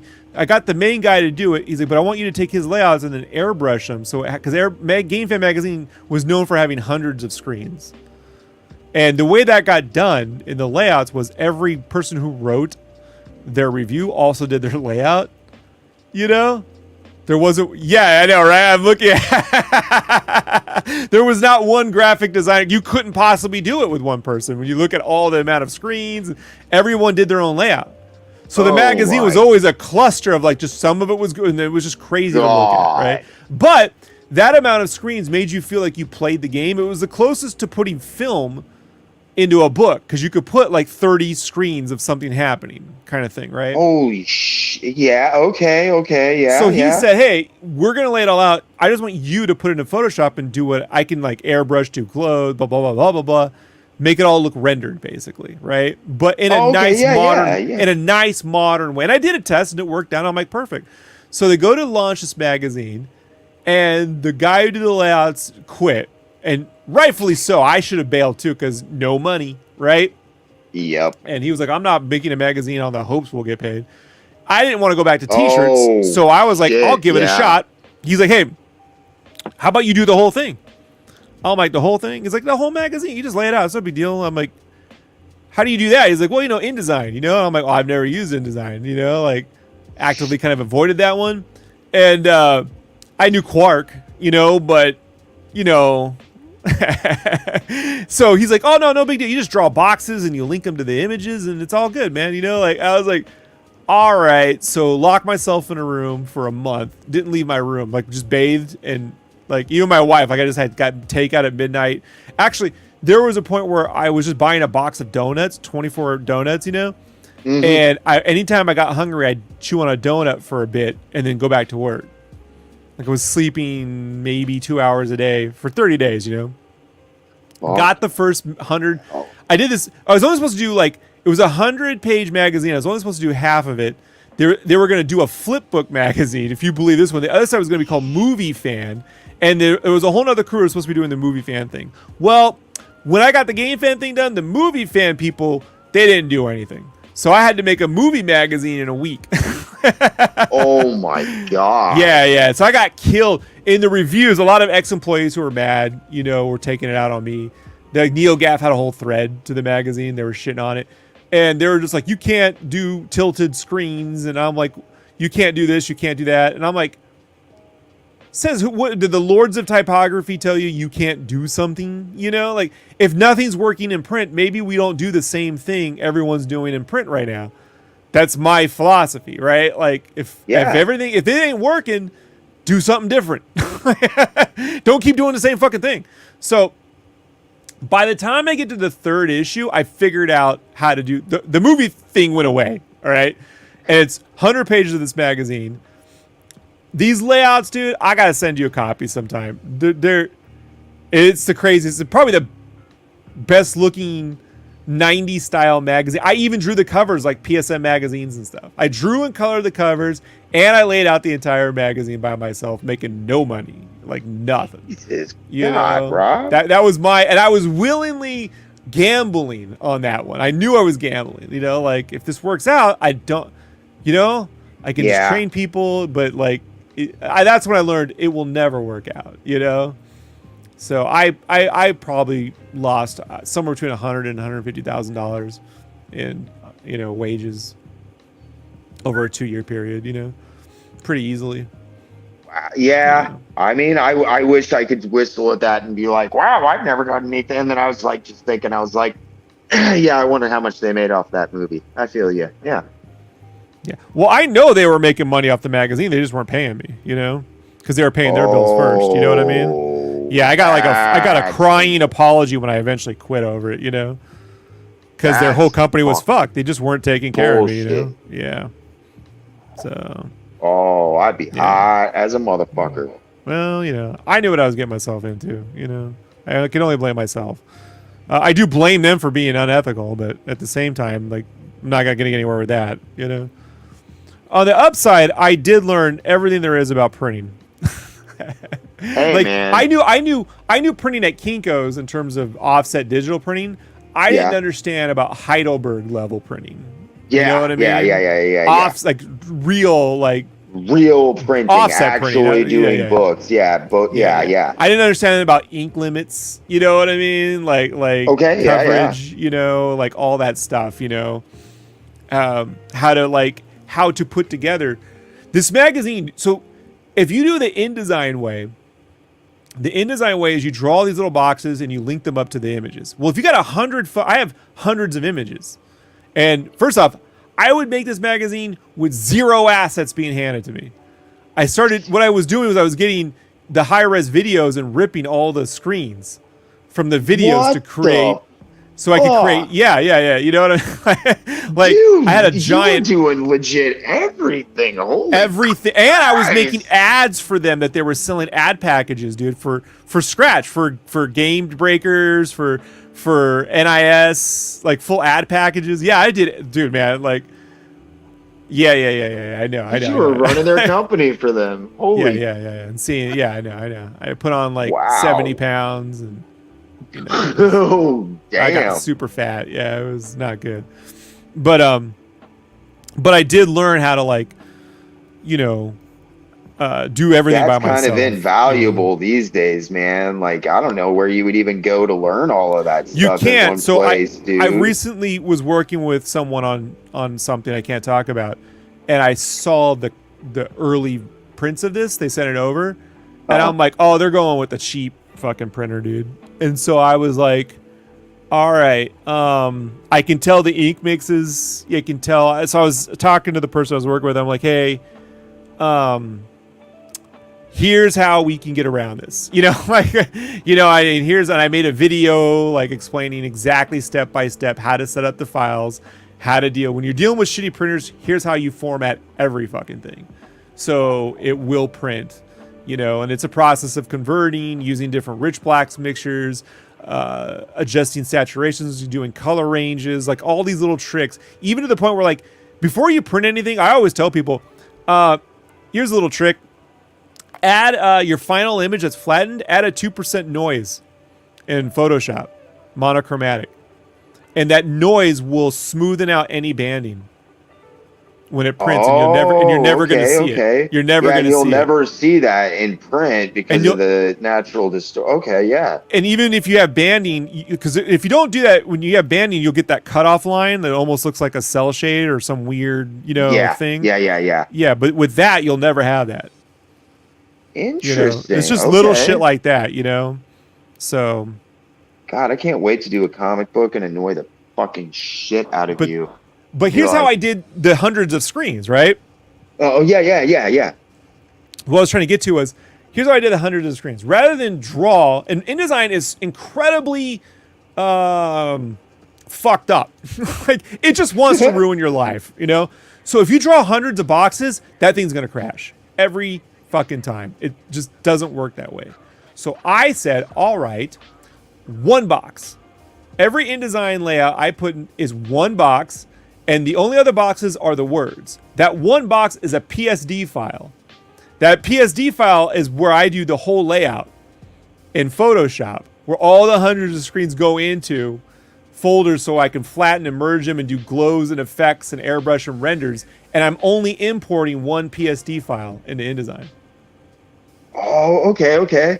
Yeah. So I was able to then take CGI render assets and then put them in and airbrush them and add glows and lightings and rim lights to tie them all into the Oh, layout so everything looks like it's a cohesive piece of art, not like a magazine piece. Drop shadows, renders, all that shit. And then damn, you'll dude. import one PSD. And you do all your editing in Photoshop, which pissed off Dave because Dave was used to going in people's InDesign files and changing things all the time and switching the screens, but he couldn't.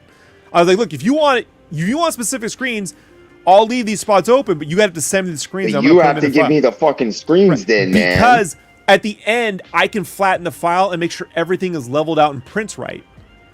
When Yeah. they're printing individual screens, each one of them might have their own fucking ink set, their own, whatever. Like, so this is why magazines print dark and gloomy.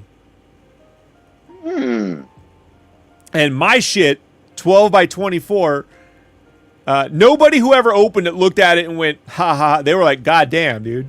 Like, I just ended up in the wrong era. If we had put that out 10 years before, I'd have been a millionaire. You know what I mean? Yep. Like, I was just like, I'm born in the wrong era. God damn it. Like I was, I'm just, God damn, dude.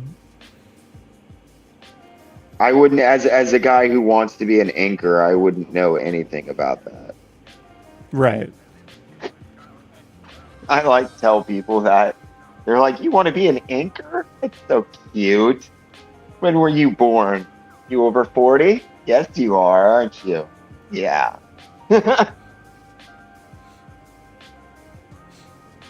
Yeah, but if the industry really paid for great inkers, you could get more work done, because you wouldn't have to draw Better the work book. too. You could, you know what I mean? Like, you could sketch the book and have someone finish it, but Well, yeah, and better work too, because in my opinion, there are especially now, like it kind of appalls me how little love inkers get, because it's like, well, fuck you. If you guys see Jim Lee without Scott Williams, you all bitch and moan and piss and fucking whine. And I remember for years, no one could stand to look at John Burns shit without Terry Austin. Like, I really for love fuck's sake. that era of Jim Lee in like 96, 97 when Scott Williams was sort of doing that Tim Townsend inking. Oh, dude, yes. You know what I'm talking about? Where Yes, those I lines do. with the little dots. Like I do a lot of those kind of lines naturally myself, so I'm like, like really like that. I don't know. It had the look of the cross, but not everything was metallic. It was just Yes. like using I thought that obviously they got it from Gen 13. You know what I mean? Like they were doing. Oh, okay, yeah. Yeah, okay. You look at Danger Girl and Gen 13, you can see where they're doing that version of it. That makes But, sense. Yeah, because for me, a lot of that stuff is kind of like, I know it came from somewhere else because it's such a drastic change and you can see it, but I have no clue because I lost such interest in most of those books aside from the artists, and I never could really follow any of that stuff because I couldn't fucking afford it.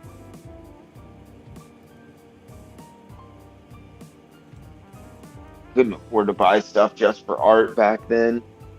Everything had to be well written.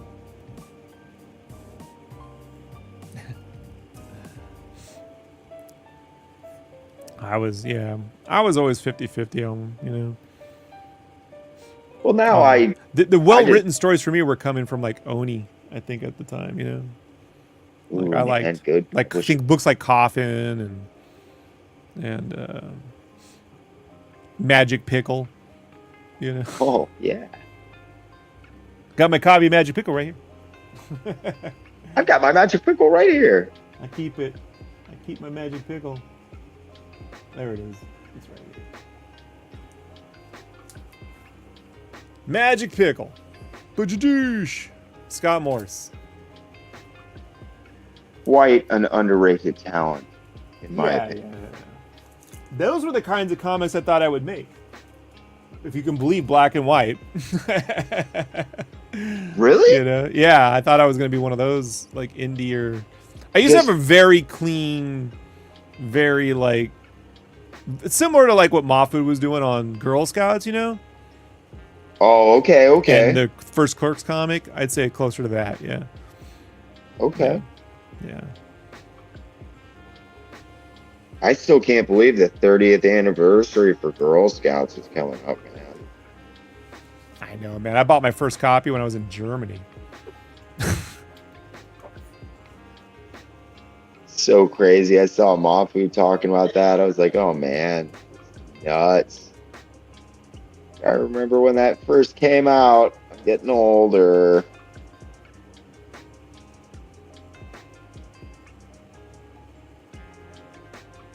I'm excited. I hope I get a chance to check out that.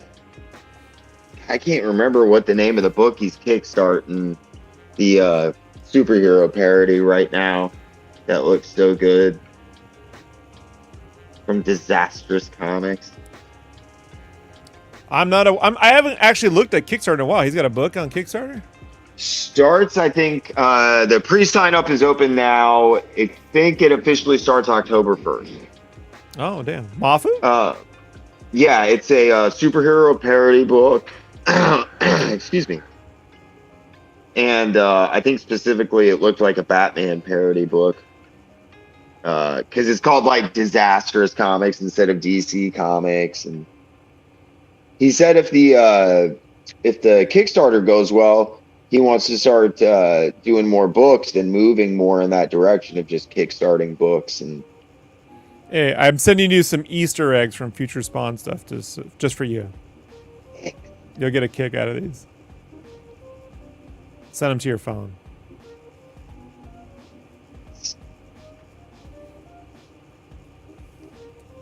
now that I got this new setup, I can actually look at them. Yeah. It's nowhere near the camera. Exactly. I set it up specifically so I can fucking look at shit now that isn't near the camera. Right there, folks. Glazing the underdrawing with the yellow. So you get all your values in there. And it just makes everything pop. That's why I do it all in red.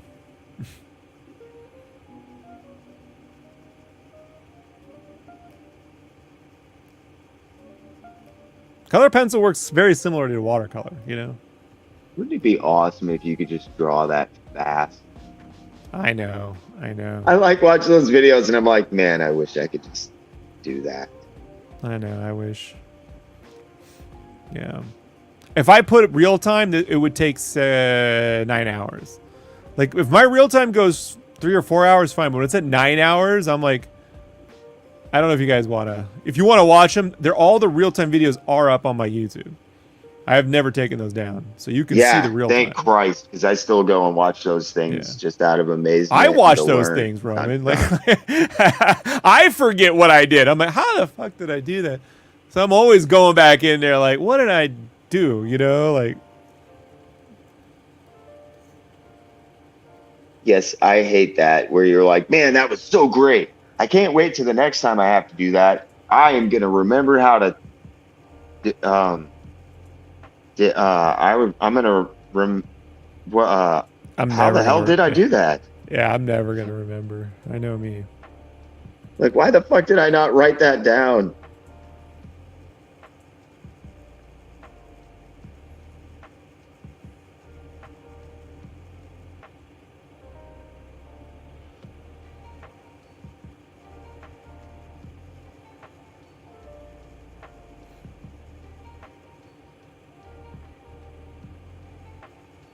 All right.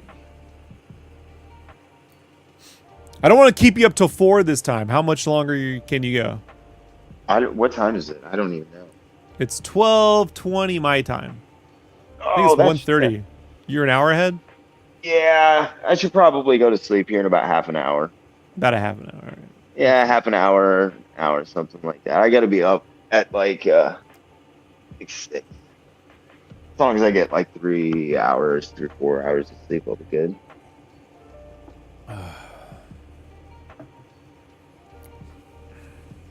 I really need to get this piece fucking as much of this laid out as I can.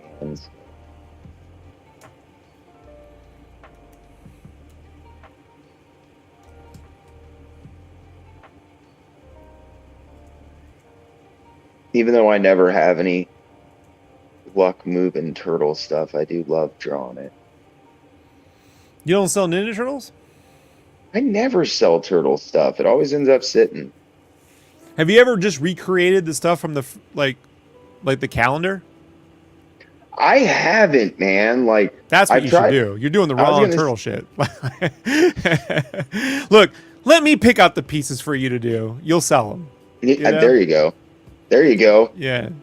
Tell me what to draw, Rob. I'll tell No, you. You can remake this shit. You'll sell it. You know. Yeah, I fucking I remade Scotty Young piece that went over really well, and that's the only Turtles piece I've ever done that did well. Yeah, just do your marker watercolor version of any one of those ones from that first calendar, man. You know? That's probably a good call. Because those are all really good classical pieces, you know? Yeah, I think my problem is like I'm so like into the Turtles that I'm always like I enjoy like the more obscure Turtles artists. No, you know, stuff. don't obscure. You want to sell shit. You know what I mean? Exactly, you know, it's a terrible idea. No, don't do that. It's like, what version of the Turtles would you preferably draw? Well, obviously the Michael Zulli version. Right. Yeah. To who? The what? Michael Zulli, Puma Blues, that just died, you know? He did that great fucking series that lasted 3 issues, 35 years ago. And 4 people and their grandma remember it.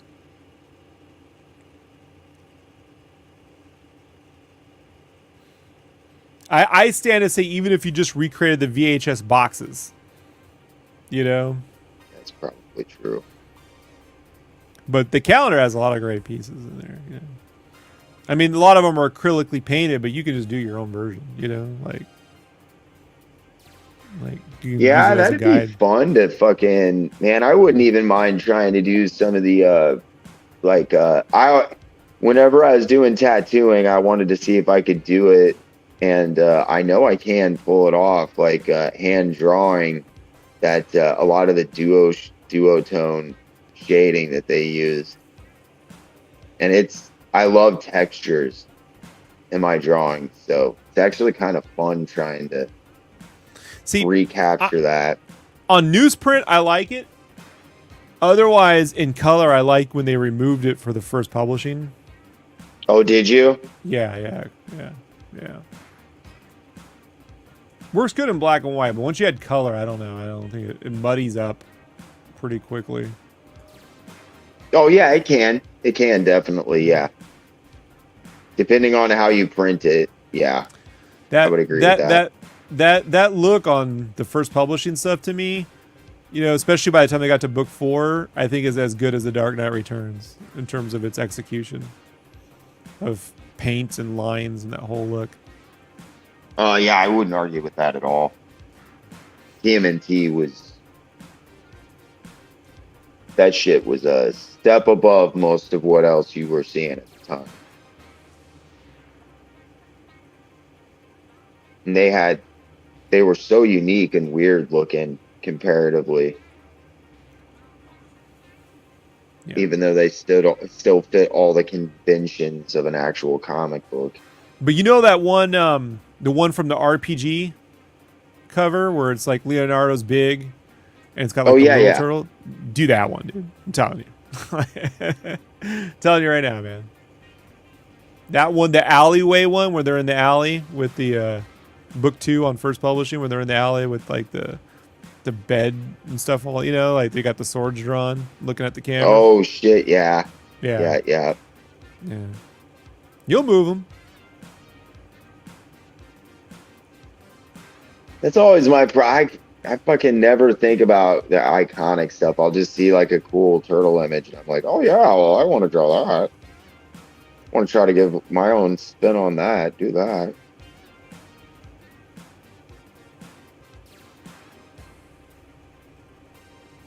That's how I end up with so much shit sitting around. That's why I should only really do commissions.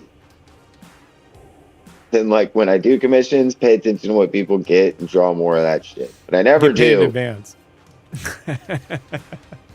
No refunds. Like, I get to pick out what the fuck you want. You tell me, and then I get to pick out the most obscure fucking versions of those characters you've never heard of and draw that shit out of for you. Right. This is one of the few Prismacolors I use, this peach for skin tones, for Caucasian skin tones. Oh, yeah. Works really well. Yeah, it just, you don't have to add much to it. No, you can't add much to it. If you get it, you can muddy it pastel. down. It's basically pastel, which you know, like oil pastel, you know? Yep. Those Prismacolors, they're just like mush. I know, man. I try to fucking layer those things, and I'm like, ah. Like painting with some sort of petroleum or something. Yeah, it's oil. I mean, it's wax. Yeah, wax, yeah. But yeah, it just comes out like it's ridiculous. You know?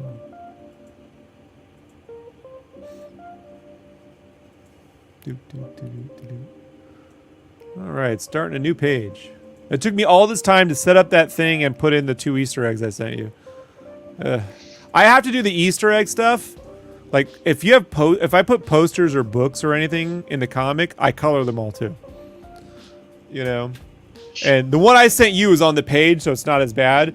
But the other stuff I have found I have to do separately at a higher res because. My writer, old John, will be like, yeah, we re-enter the room, and I gotta draw that shit from another angle. And so, like, in the first issue, he destroys his room. And so I didn't have to, like, worry about redoing any of that stuff. I thought in my head, when we get back, he'll just have, like, a room of trophies of, you know, or spawns. But I don't know, man. So, no, it's like, he's got more posters. And I'm like, oh, no. So, like, on issue 2, like, there's a few different angles. All those posters were drawn again. Because anytime I put a poster in, if I use just a Photoshop of it, Todd's line, whoever drew it doesn't look like my stuff. And the more you go into Easter eggs, like the more you get like maybe a trading card as a poster or something, that nothing's in high res. I have to basically redraw everything, you know, and recolor it. So I'm going to send you something right now. I redid, no one's seen this, but you can look at the magazine, like, there's like wizard covers I've redone where I just call them Spawn. Instead of wizard, it says Spawn. And then like I'll redraw characters as spawns, you know, that were on there, dude. You know? So like I'm redrawing, yeah, I know, right? And then I recolor them so they're all glowy and shit and at high res. But yeah, I mean, and I got to move as fast as humanly possible because I got a page to draw, you know, but yeah. You just are like dead set on like punishing yourself sometimes. Yeah, well. Like, I gotta throw all of this amazing shit in there. And then we gotta see it 5 times. Thanks, John. Yeah, well, you can do that, but you just have to draw it separately, you know? Well, yeah, I mean, but that's a whole thing. And then having to do them at full res and... Yeah. Oof, well, yeah. Man. You can mimic what I do, but it'll cost you. I was gonna say, not that I would know anything about that, since I am obsessed with like recreating Sam Keith pieces and shit. Or right. I don't know if there's a more masochistic fucking artist you could pick. No, I guess except for Stephen Platt, and I've done several of his pieces too. So.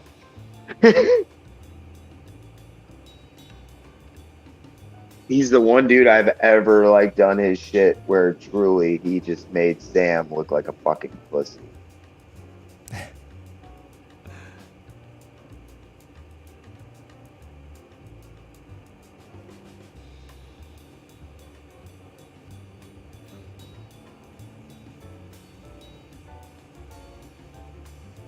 Yeah, I remember There's this whiteout pen right here, Roman. See this?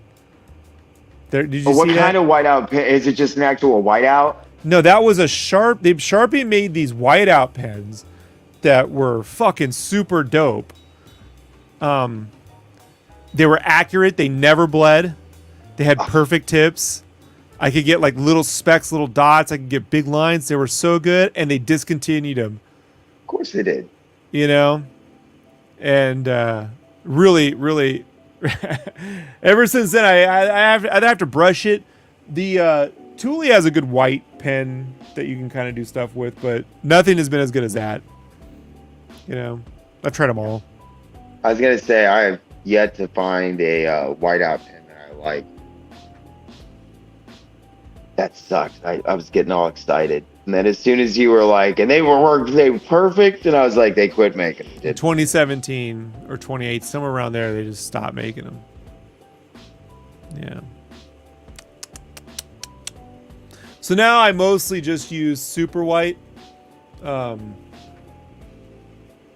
What's it? I use whole bean acrylic super opaque white acrylic ink, and I just use a liner brush. Because even if it's too thick, if you can just take the color pencil and scrape away a little bit of it. You know what I mean? In color, and you can get that edge. Yeah, it will scrape away pretty easily. So you just get the color pencil and you just kind of go around the edges and just kind of flake off what you don't want. And you can sharpen that edge. You don't have to get it fine point with the brush too much. You know? Oh yeah. Yeah, I always get chintzy whenever I start putting fucking white out onto a piece. I know colors going onto it. Something's gonna be a pain in the ass working with it. Well, not with my scribbly style. My scribbly style with those acrylic pens. If I fuck up, I put white. I fuck up, I put other. I can. It's unfuck upable, really. Like it's going right on the box. You know. Unfuck upable. Scribbly style, unfuck upable. The amazing unfuckable Rob. Scribbly, don't say that. What are you doing?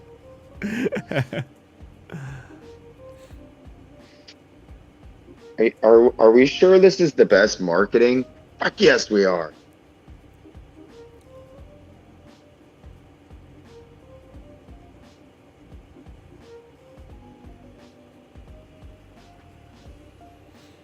Time to stretch my fucking back. So, Oh.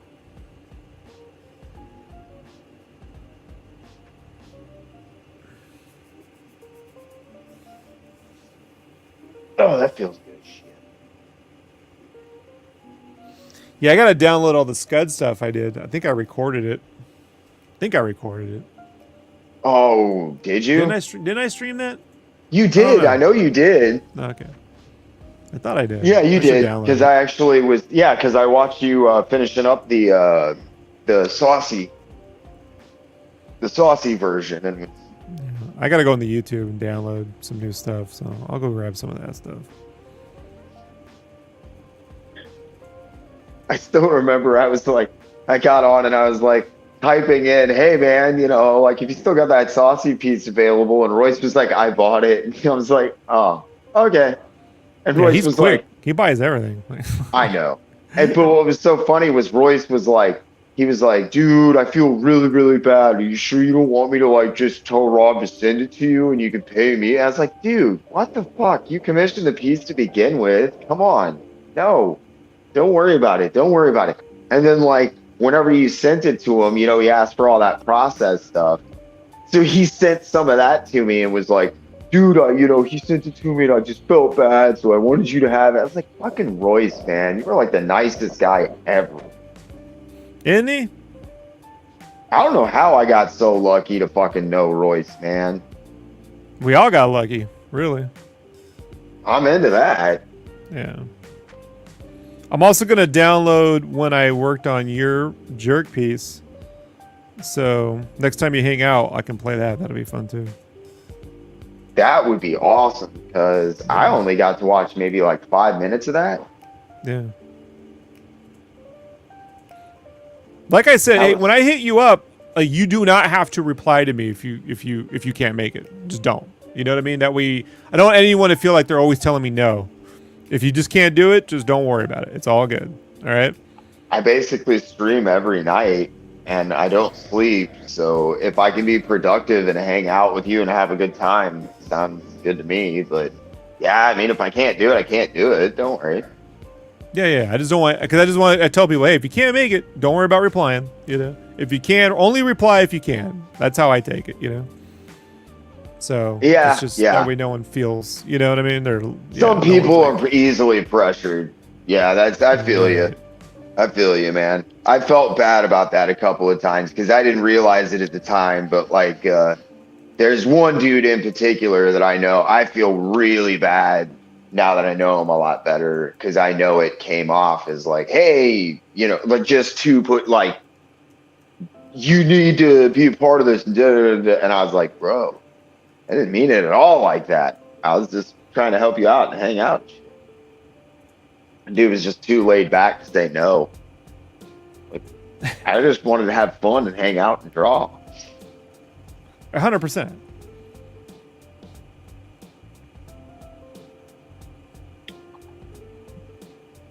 Felt bad, man, because he was real weird around me for like a month or two whenever I'd hit him up after that. He's like, well, dude, Oh and I was no. like, you should have just fucking said something, man. You didn't have to, like, shit. That's why I tell people only reply if you're going to. If not, don't worry about it. Exactly. So now Like, that come I've said on. it, whenever I send you a link, I don't have to always put that in there. You know what I mean? Yeah, exactly. No, So never worry about that. And by the way, I'm known as jerk comic for a reason. Like, if I don't want to do your shit, I ain't gonna do your shit. I just won't reply to you. yeah, yeah. That's That's how I how prefer it. that's how you should know me and you are close, Rob. I'll check my messages from you fucking like every day. I won't even reply to my fucking dad sometimes. Fuck this. I'll talk to you Oh, tomorrow. you're too kind. Too Well, you have a kind. lot more positive shit to talk about with me than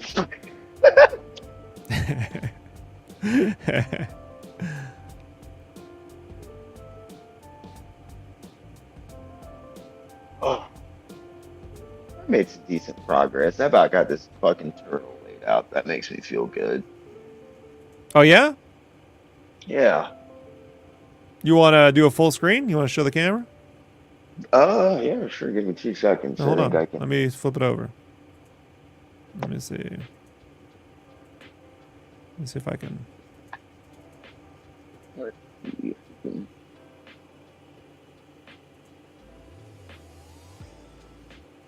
Let me see if I can make yours the bigger one.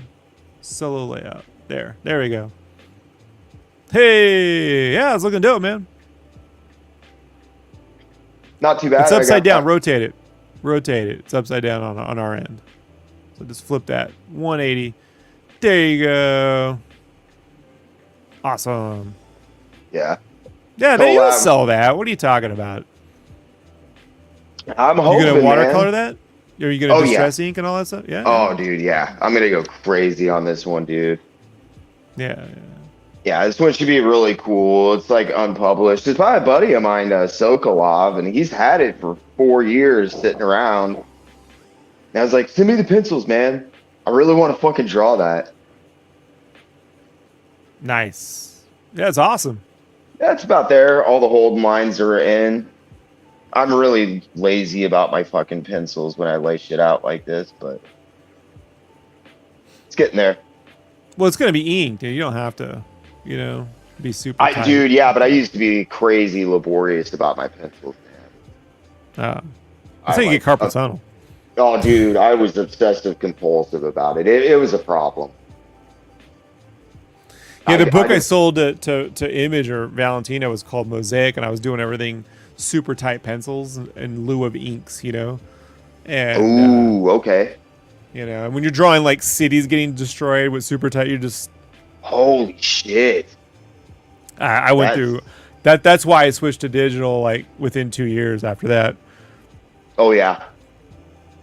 I had to train myself to not press down when I draw or hold a tight grip, The tight grip is the one. I had to get rid of that tight grip, that death grip. Right. That one that's what killed Sam.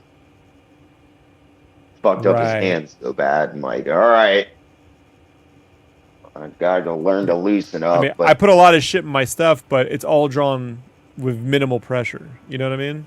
And drawn oh full yeah, arm. You know, full arm, minimal pressure. So I don't have any burning in my wrist. I can go for 12 hours, no wrist, no burn, nothing. But yeah, I got lucky because I had to do all these hand workouts when I started tattooing, so I can fucking draw for 12 hours, whatever. now, hey folks, here's a little tip. You see me doing the red belt? I made a mistake here. I should have done an orange first and then the red. I always tell people now, if you're gonna do reds, do the undercolor first and then add red. Otherwise, reds will turn out dead. Even if it's gonna be magenta, do like a nice magenta pink or something and then do the red. I just think reds need an undercolor every time.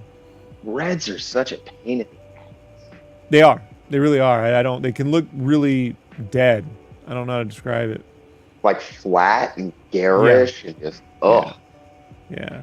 So I I'm- just always do underneath, which I have a gunslinger commission to do. Guess what color that's mostly? I know, man. I'm getting ready to start like a Brett Booth fucking gunslinger piece here, and before too long, I'm gonna do a couple of Spawn pieces, and that was one of the ones I picked. And I realized I got a Cthulhu Spawn, and I was like, oh shit, I have to do a bunch of red. So my way around that is I'm doing all the red parts with Spice Marm and Distressing first. Interesting. Yeah. Like just dilute it a little bit so you get that yellow to orange. You know what I mean? Because Spice Marm gives you yellow and orange. It's so great, right? So beautiful. So, I love that shit. I know. And so let that completely dry, and then I'll do my red Poscas and stuff over that. Interesting. Yeah. Tricks I'm stealing. Yeah, I'll stream all of it too. Yeah, but Yeah, I always watch your fucking streams and steal shit from you. It's hilarious. I'll have guys like Poche Anderson hit me up and ask me about stuff, and I was like, I just sent him a link to one of your videos, and I was like, it's straight stolen. good. It's I'd rather straight people stolen. learn. You know, if I always say, man, if you can help someone, keep someone from making the same mistakes you made, you know, they'll figure something else out. You know, and everyone pays it forward. You know. Yeah, dude, I mean, like, I was looking at my art from a year ago, which is like right around the time when we, really started talking and hanging out. And it's crazy to see what I've managed to accomplish. I was like, wow. Awesome. Still suck, but like, man, way less. No, man. Amazing. Dude. Look, I gave people don't know, like, Roman did this Moon Knight piece, right? That was that based off Finch or Platt? Platt. Platt. Yeah, like I can't tell these days, man. So, Nope. and it was super dope, but you didn't know what to do with the background, right? And I could see, like, on your stream, I'm like, he's gonna leave it white, you know? And I'm like, So I did a digital mock-up that got close to what you could replicate, because I know what you can replicate in real life compared to a mock-up, you know?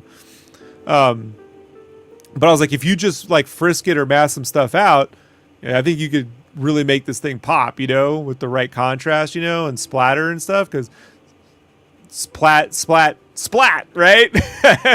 Plat, splats. You got a little bit of that splat. It's gonna make it feel more splatty. And I was like, hey man, unsolicited advice. If you don't like it, delete it. No, you're not gonna hurt my feelings, you know. But you did excellent finishing on that, man. Came out great. It's one of my favorite pieces I've done, man. I had that piece sitting around for like 8 months and did that fucking background, and it was 4 days. It was gone. 40 minutes, right? It's like, that's what it needed.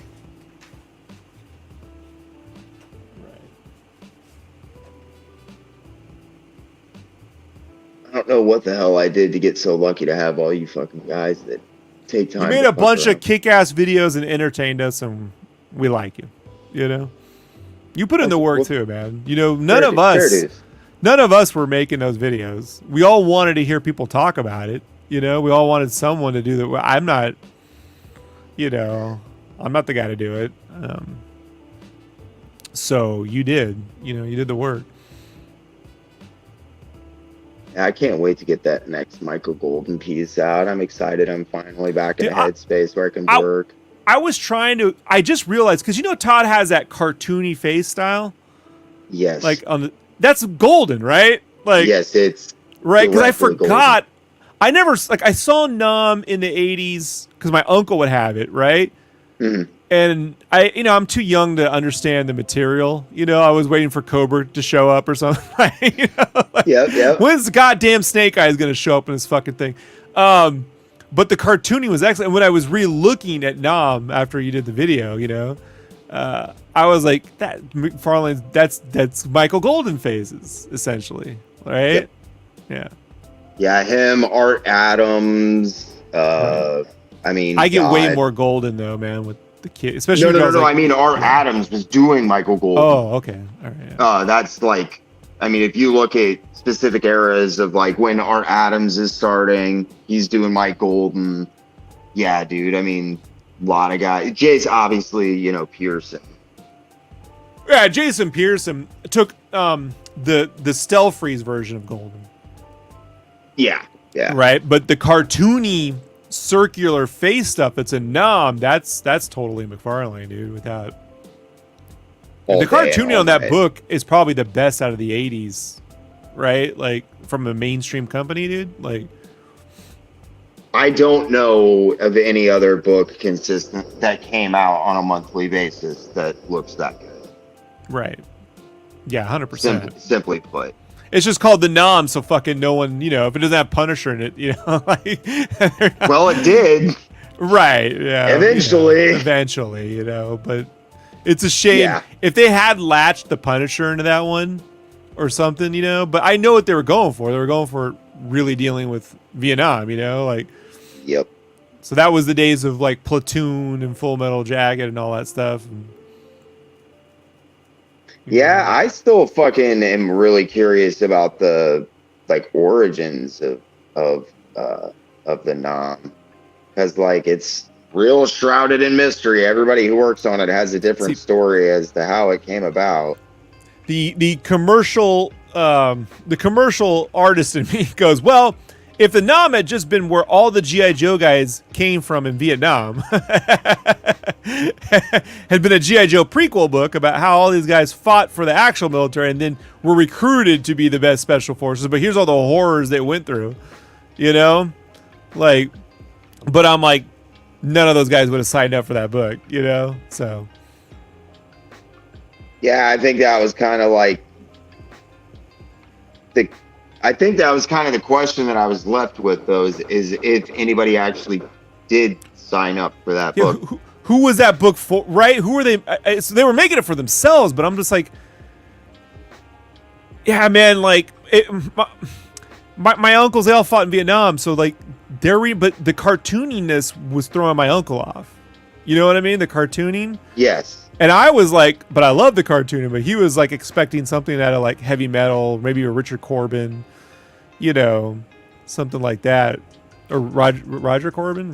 Whatever, Roger Corbin. You know what I mean, Corbin. No, Corbin. Yeah, no. So, Richard. Yeah, Richard. Yep. But, that's where I'm just like, it's an anomaly. You'd think it was done in the 70s, given the subject material.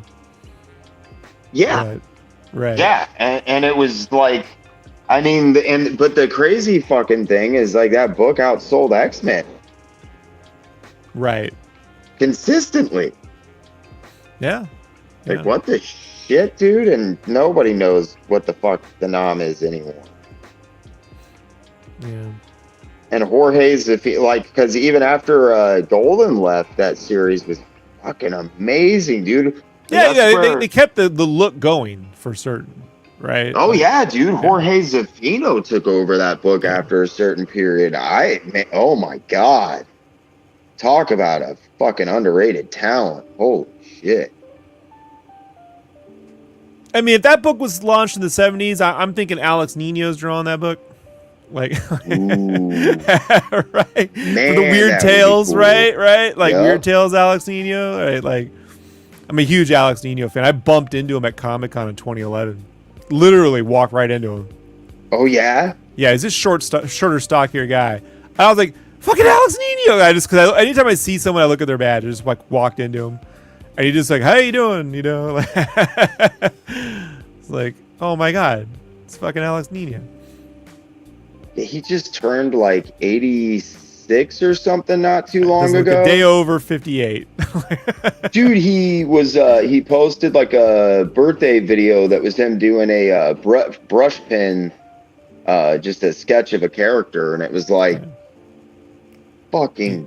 He's got the guy all of it. is He's never lost an ounce. not a fucking inch, man. The Right. dude is just precision, dude. Watching him just conjure with that brush pen, you're like, oh God. my wife's sister's and her son, so our nephew came down right before COVID, right? That Christmas of 2019. Mm-hmm. And he was like 15, 16 or something at the time. And so I was like, hey man, want to help me rebag and board all my comics? Because I had just gotten that $500, stand, the rotating, Oh yeah. Yeah, they don't make them anymore. Like that guy went out of business. But I just got it. I wanted to take all my comics and rebag them. And I was cleaning out stuff, and I have some of those hardbound Nino books, like the orcs and stuff, Oh yeah, And okay. I'm like, and I see him looking at it. I'm like, you like that? He's like, this is amazing. I'm like, isn't it? It's Alex Nino. And he's like, yeah. I'm like, you want it? He's like, can I have this? I'm like, got to promise to read it. Got to call me. Got to let me know what you thought, And yeah, man. So I got a modern kid into Alex Nino with that Orcs book, dude. Yeah. I think you can look at like Scott McDaniel's work on Nightwing and the way he drew all angular and go right back to Nino. Yeah. You know what I mean? Yeah. Because Nino had those like diamond shapes, like everywhere. Yep, everything was that weird angular. Yeah. Yeah, he definitely Those did love Filipino those diamonds. artists, dude, were just something else, man, in the 70s, right? Like Weird Yeah, Tales, dude. Go look at that shit, guys. Like it's amazing. Like The older I get, the more I realized I was influenced by that fucking whole movement so much more than I ever knew. 'Cause I think I only knew them because my uncles had them, and they had the house that they grew up in in the 60s and 70s, my grandmother's house. Mhm. And so my uncle decided to never change the house. It's almost like walking into Twilight Zone. Everything that was still there from the 60s and 70s. So half the house was all 60s, the rec room, the pool table, the pachinko machine my grandfather brought over from World War II, like the little mini bar, the microwave, still smell. But they had a room from the 70s when they were kids with shag carpet and fluorescent posters and all that stuff. And so they had all their old Mad magazines and Weird Tales, everything was all there, and they would just leave me in the room. So, like, have fun, kid. So that's where I found all that stuff, in the 80s. I had a buddy whose dad owned a bookstore, and they had a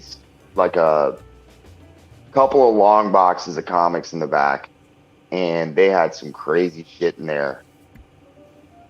That's where I found all of that stuff, was in those long boxes in the back of Gary's fucking bookshop. Right. He had a lot of those European guys that were breaking into the U.S. I don't know how the hell Gary knew who the fuck they were, because he wasn't even really into comics. I think he just kind of bought what he liked and gravitated towards that stuff, because that's when I fell in love with Jose Luis Garcia Lopez and Right. so many of those fucking guys, man. Yeah, I knew his stuff from the Superpowers boxes. Yeah. You know what I mean? Because they all came with those mini comics too, Yep. Yeah. I'm so excited they're finally releasing all of his character designs as a book. Oh, the style guide? Yeah. The style guides, yeah. That's that character designs. Thank you. And I Well- guess Scott's doing that fucking artist edition. That'll be real cool. Oh, Dunbar, he's doing Jose. Yeah, Vasquez. class whatever it is, class 4 or act 4 publishing his Okay. new imprint. They're going to be doing artist edition of him. Nice. I didn't know that. Yeah, really excited about that. Hell yeah. Still the best Firestorm artist. His On the Firestorm doesn't list. get enough love. I know, right? Who's talking about Firestorm? But, you know. Great design, cool character. Great toy. Couldn't tell you what the fuck happens in a comic, you know? Great printness, but I don't know if there's ever been an ongoing that did him any justice. Yeah. In my head, when I was a kid, I thought Nuclear Man was like them trying to do Firestorm with the limited technology of the 80s, you know? I was like, I guess you couldn't light his head on fire, you know? Like, you know. How would you do it? I remember being so excited when he showed up on Flash. It's like, oh, sweet. He was on the Wesley Ship Flash? No. The CW bullshit. CW, right. I was going to say, there's no way he was on the CW. No, the hell Wesley Ship no. Flash. I wish you'd have been on the Wesley Ship Flash. And that's it for the record, that series doesn't get near enough love, and that show is fucking awesome. Dude, they hand airbrushed those streaks on celluloid, man. And they look great still. Yeah, like you know. I Flash was is a so little too happy. buff for me even to this day, but the show still works, you know. It was a great shit, dude. As like a comic book fan, that and the Swamp Thing show surprisingly On irritated USA? me very littly. I one on actually like that USA. show. Yeah. Well, you want to call it quits here, man? You want to put a pin in it? Sure, Let's put a pin in it right here. It's a good spot. sounds good to me, man. So everybody, please check out Jerk Comics. I should have grabbed this. let me just grab the link to your YouTube. I'm gonna put it right in the comments for everybody. I'll make sure it's in the info below. Roman has a YouTube channel, Jerk Comic. Fantastic interview with Rob Schrab of Scud. I mean, too much coffee. I mean, come on, dude. You know. Oh who's yeah, doing that, Shannon right? Wheeler. Yeah, Oh yeah, dude. You know, 10-hour Sam Keith documentary. 10 Whatever hour you want. Sam Keith documentary. There it is, right there. Please check out his stuff. Subscribe to the channel and, you know, preach, proselytize, whatever you got to do. Spread the word of your comic, dude. Roman, thank you so much for hanging out with me for 4 friggin' hours. God, has it been 4 hours already? Time flies, man. I can talk all night. I'm one of those dudes. Yeah, like, because you're definitely the one who's not fighting to get words in edgewise as I sit and fucking ramble all night.